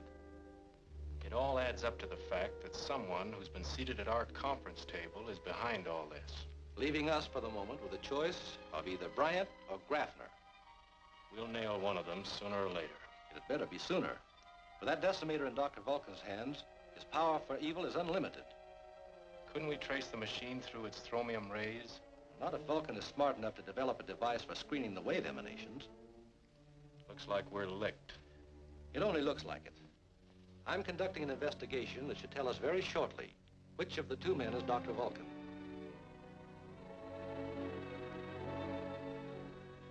Jeff King knows I have the decimator, and he'll bend every effort to find it before I can cash in on its value. There is only one answer. Jeff King must die. Yes, but how? We've already tried a dozen ways to kill him. There's one way we haven't tried. I'll arrange for King to be called into town. I want you to...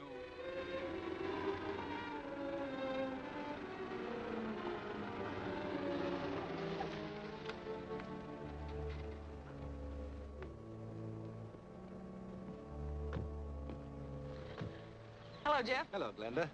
Where are you going? Into town to meet Professor Moore. He phoned that he wanted to see me on a matter of vital importance. You're not going to town with that. No, I guess not. Never mind, we'll run you into town in my car. Oh, thanks anyway, but I'll take this cab. Taxi? Bye. Oasis Hotel.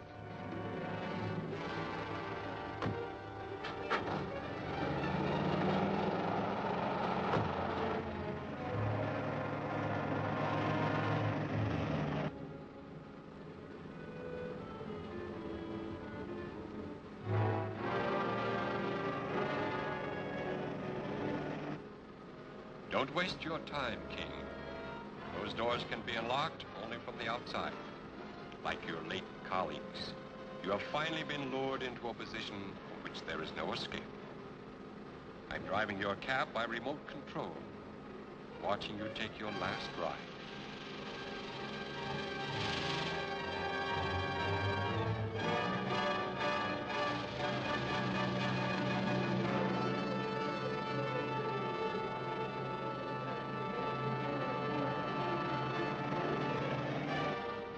Even Rocket Man cannot help you now.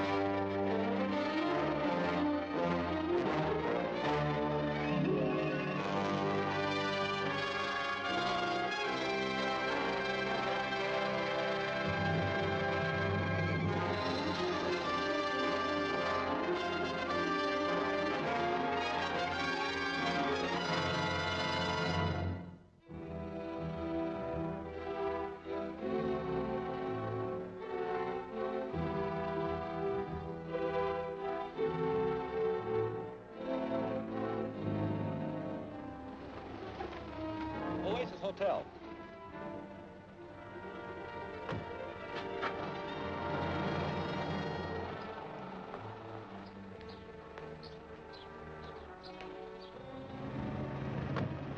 Come on.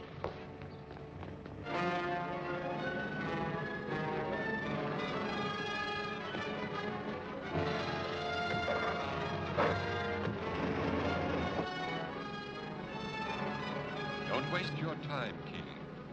Those doors can be unlocked only from the outside. I'm driving your cab by remote control, watching you take your last ride.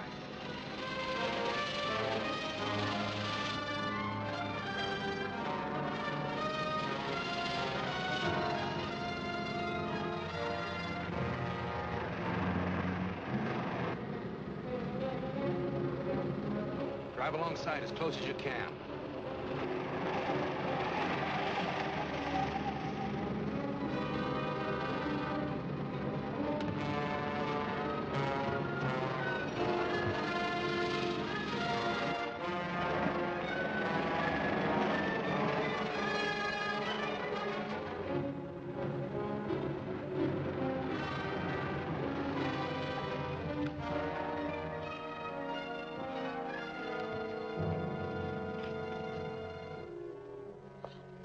We better get him to the hospital, quick. No, that won't be necessary. I'll be all right in a minute. It's powerful stuff. It's a lucky thing Glenda saw that driver scoot out while the cab was still underway. Yes. Or the Vulcan would have added one more to his list of victims. Quite a contraption. Gas chamber on wheels. Oh, yes. Our opposition, no doubt, is quite cunning. I have an idea this time he may have overplayed his hand. How so? Clues, Bert. Clues. Are you sure that gas didn't affect you? Not at all. I've got a hunch it may have a disastrous effect on Dr. Vulcan. In what way? Fortunately for us, Dr. Vulcan was very obvious. The first whiff I got of that gas, I knew it was fumanol. Fumanol? Why, I thought that was used as a rocket fuel. Yes, it is. But in its vaporized form, it's a deadly gas. Well, where does that lead us? Right back to the lab, where we can find out from what manufacturer that chemical was ordered, and then we'll pay them a visit. That guy has more lives than 9 cats. Worse than that, he has the clue to my identity. You mean just because he knows what kind of gas it was?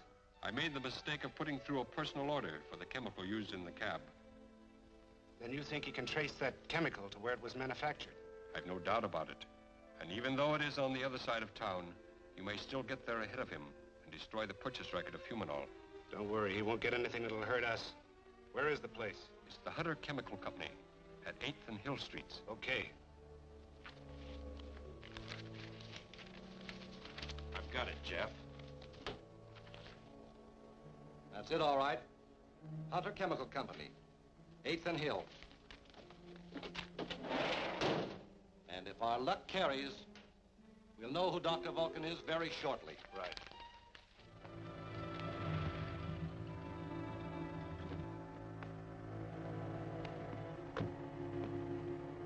We won't be very long. All right.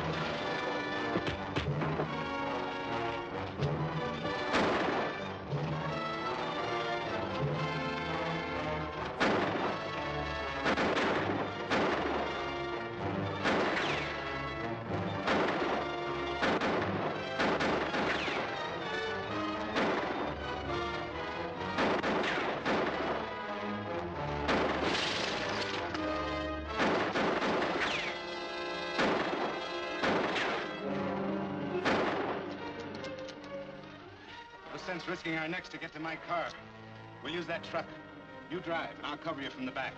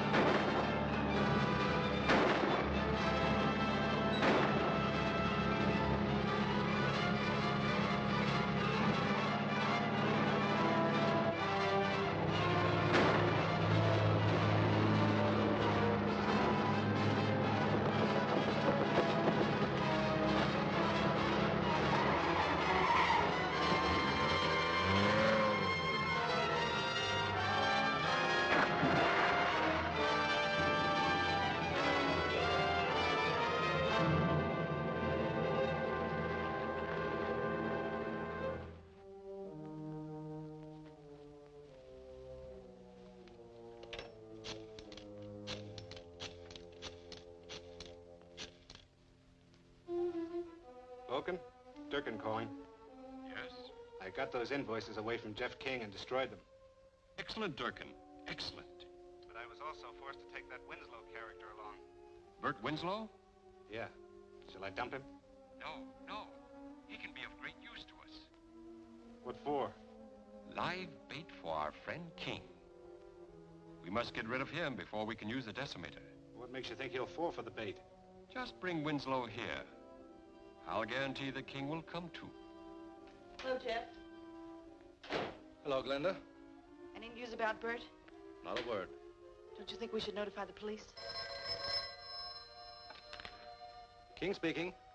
This is Dr. Vulcan. Vulcan? What is this, a hoax? It concerns the welfare of your friend Winslow. And I would like to arrange for his return to you. I see. On what terms? We can discuss those if you come to 212 Beverly Street at 4. Alone, you understand, if you value your friend's life. But how can I be sure Bert is still alive? You will see him in the window at 5 minutes to 4. Remember, come alone. You will be watched.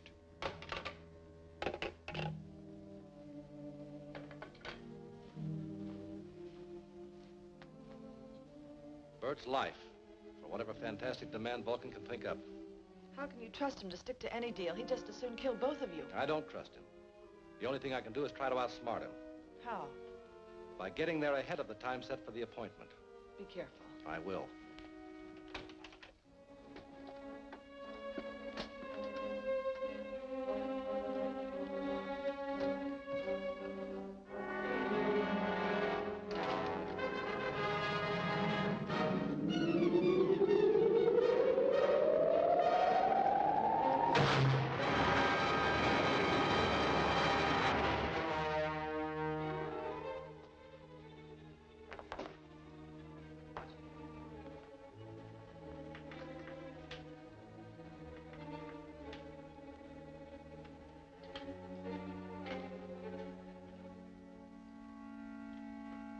Careful with that photo, Sal.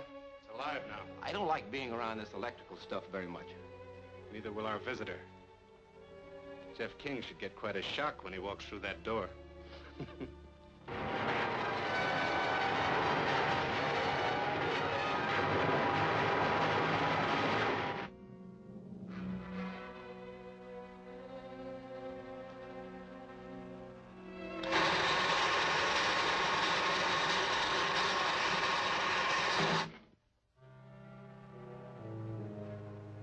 Guess it works.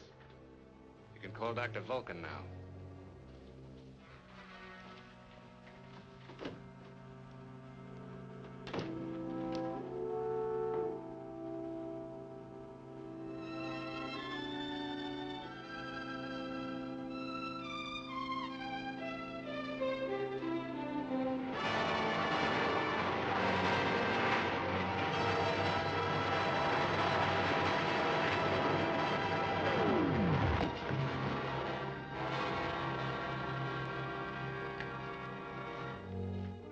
Go ahead, Durkin. Draw your gun.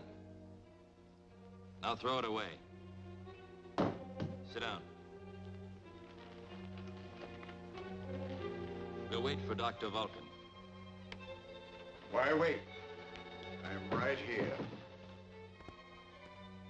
Bryant, so you're Dr. Vulcan? Yes, Dr. Vulcan. A bizarre name, but it's what I stand for. Power. The power of steel, forged into what I believe is right. Sure. The right of a criminal to steal. The right of a traitor to betray his country. The right of a warped mind that works toward the destruction of peace. Now, you've had your say, Mr. Rocket Man, whoever you are. But they're the last words you will ever utter. You came here to save your friend, Jeff King. But instead, you will precede him into eternity. Now, back up, right through that door. Back up!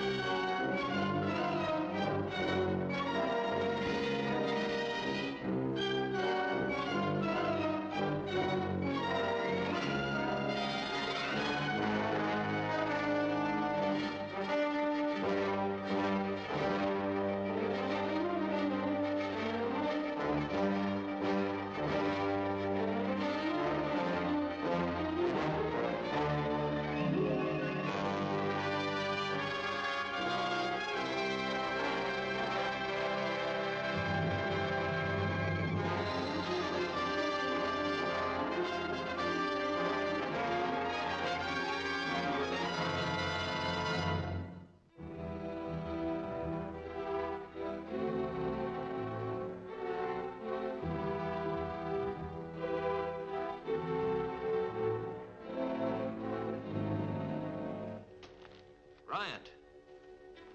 So you're Dr. Vulcan. Yes, Dr. Vulcan. A bizarre name, but it's what I stand for. Power. The power of steel forged into what I believe is right. The right of a warped mind that works toward the destruction of peace. Now, you've had your say, Mr. Rocket Man, whoever you are. But they're the last words you will ever utter. You came here to save your friend, Jeff King. But instead, you will precede him into eternity. Now, back up, right through that door. Back up!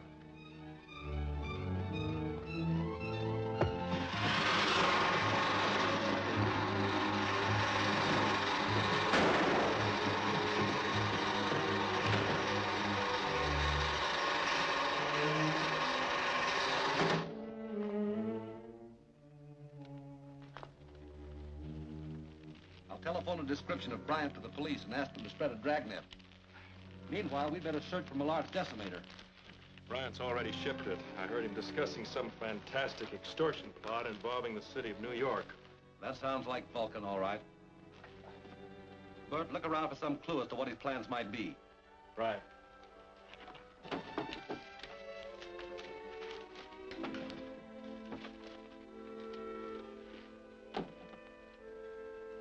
I'm afraid we're too late. Here's a receipt for a plane Durkin rented this morning.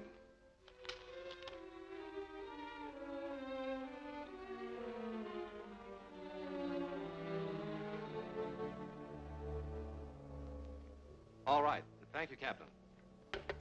Two men answering the descriptions of Bryant and Durkin took off in a small cabin plane almost an hour ago. New York should be warned that Bryant may use the decimator in his extortion plot. I can still beat Bryant down in an airliner. Not without me. Nor me. This could be the scoop of my career. Let's go.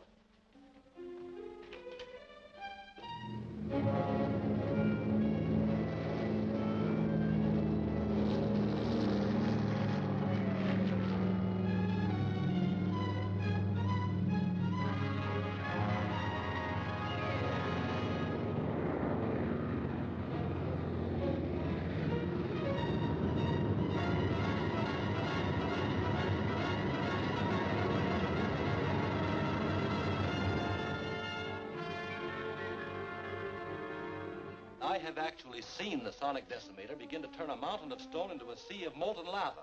Well, there are many mountains of stone standing in New York City. And on your recommendation, the finest police force in the land has been covering every point of entry for 3 hours, even though I still believe it's a hoax. Excuse me, sir. This just arrived by special delivery. Perhaps you weren't unduly alarmed. Listen to this. Yours is the wealthiest city in the world. I want that wealth.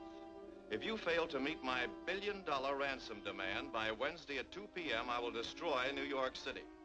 Announce your decision by radio broadcast, and you will receive instructions for delivery of the ransom. It's signed, Dr. Vulcan. That man's a maniac. Yes, but a very dangerous maniac, sir. Perhaps you should broadcast an offer to compromise. Compromise? Place the greatest city in the world in the hands of one murdering blackmailer? Never. Telephone the police commissioner. Tell him to call out all reserves and volunteers. I want them to comb every neighborhood, every building, every room in this city. I want them to find this madman who calls himself Dr. Vulcan.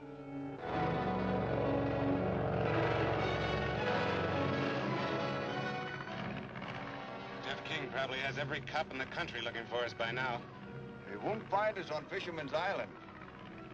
Just where is this Fisherman's Island? Oh, about 300 miles off New York Harbor.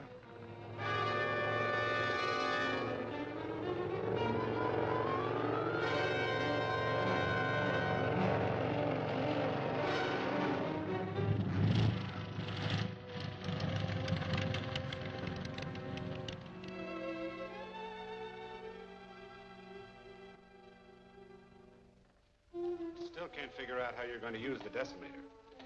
You say it only has a range of 200 miles? Yes. Well, New York is 300 miles away. Come, Durkin. Look at this chart. There on the ocean floor, midway between here and New York Harbor, lies the great Amsterdam Fault, a volcanic fissure opening into the subterranean fires miles below the city of New York.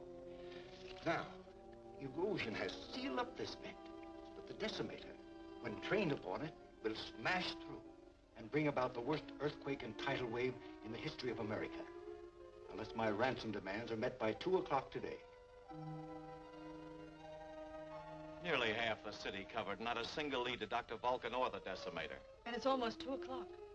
My detector hasn't picked up any thromium impulses. If the decimator is beyond its range of 250 miles, I don't think Bryant can inflict any serious damage. Well, I certainly hope you're right. It's 2 o'clock. The time is up.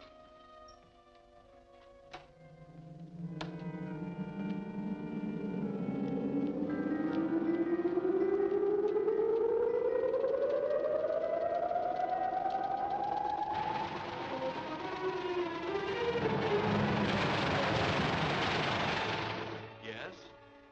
What? The Naval Observatory? Stand by for orders. The Naval Observatory is reporting sudden giant waves moving in on the harbor from approximately 300 miles southeast of here. Why, they'd no warning whatsoever. Do you think Millard's decimator could cause a thing like... What was that? It felt like an earth tremor. Let's have a look at the chart.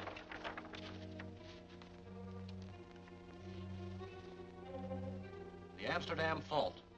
That's between here and Fisherman's Island. And I'll bet that's where Vulcan has the decimator.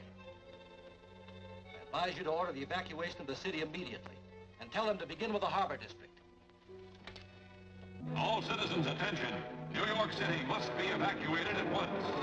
Proceed in an orderly manner toward the Westchester Hills. All members of the police and fire departments on leave or off duty will report immediately to their precinct and company commands. This is urgent. What's the delay? Why don't they put me on the air?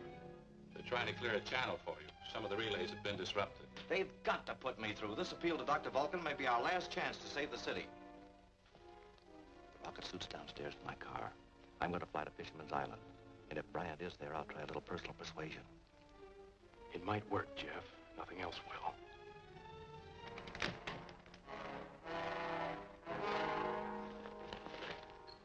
Bert, you better stand watch here. Right, Jeff.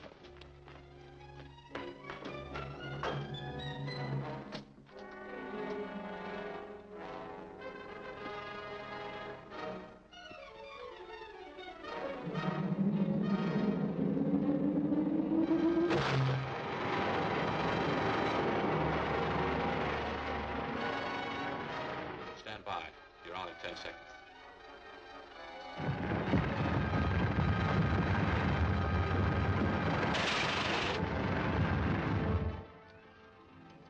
It's dead. You can't even pay Vulcan to stop now. There's only one hope. A squadron of bombers from the Army Air Base may be able to blast Fisherman's Island right off the map.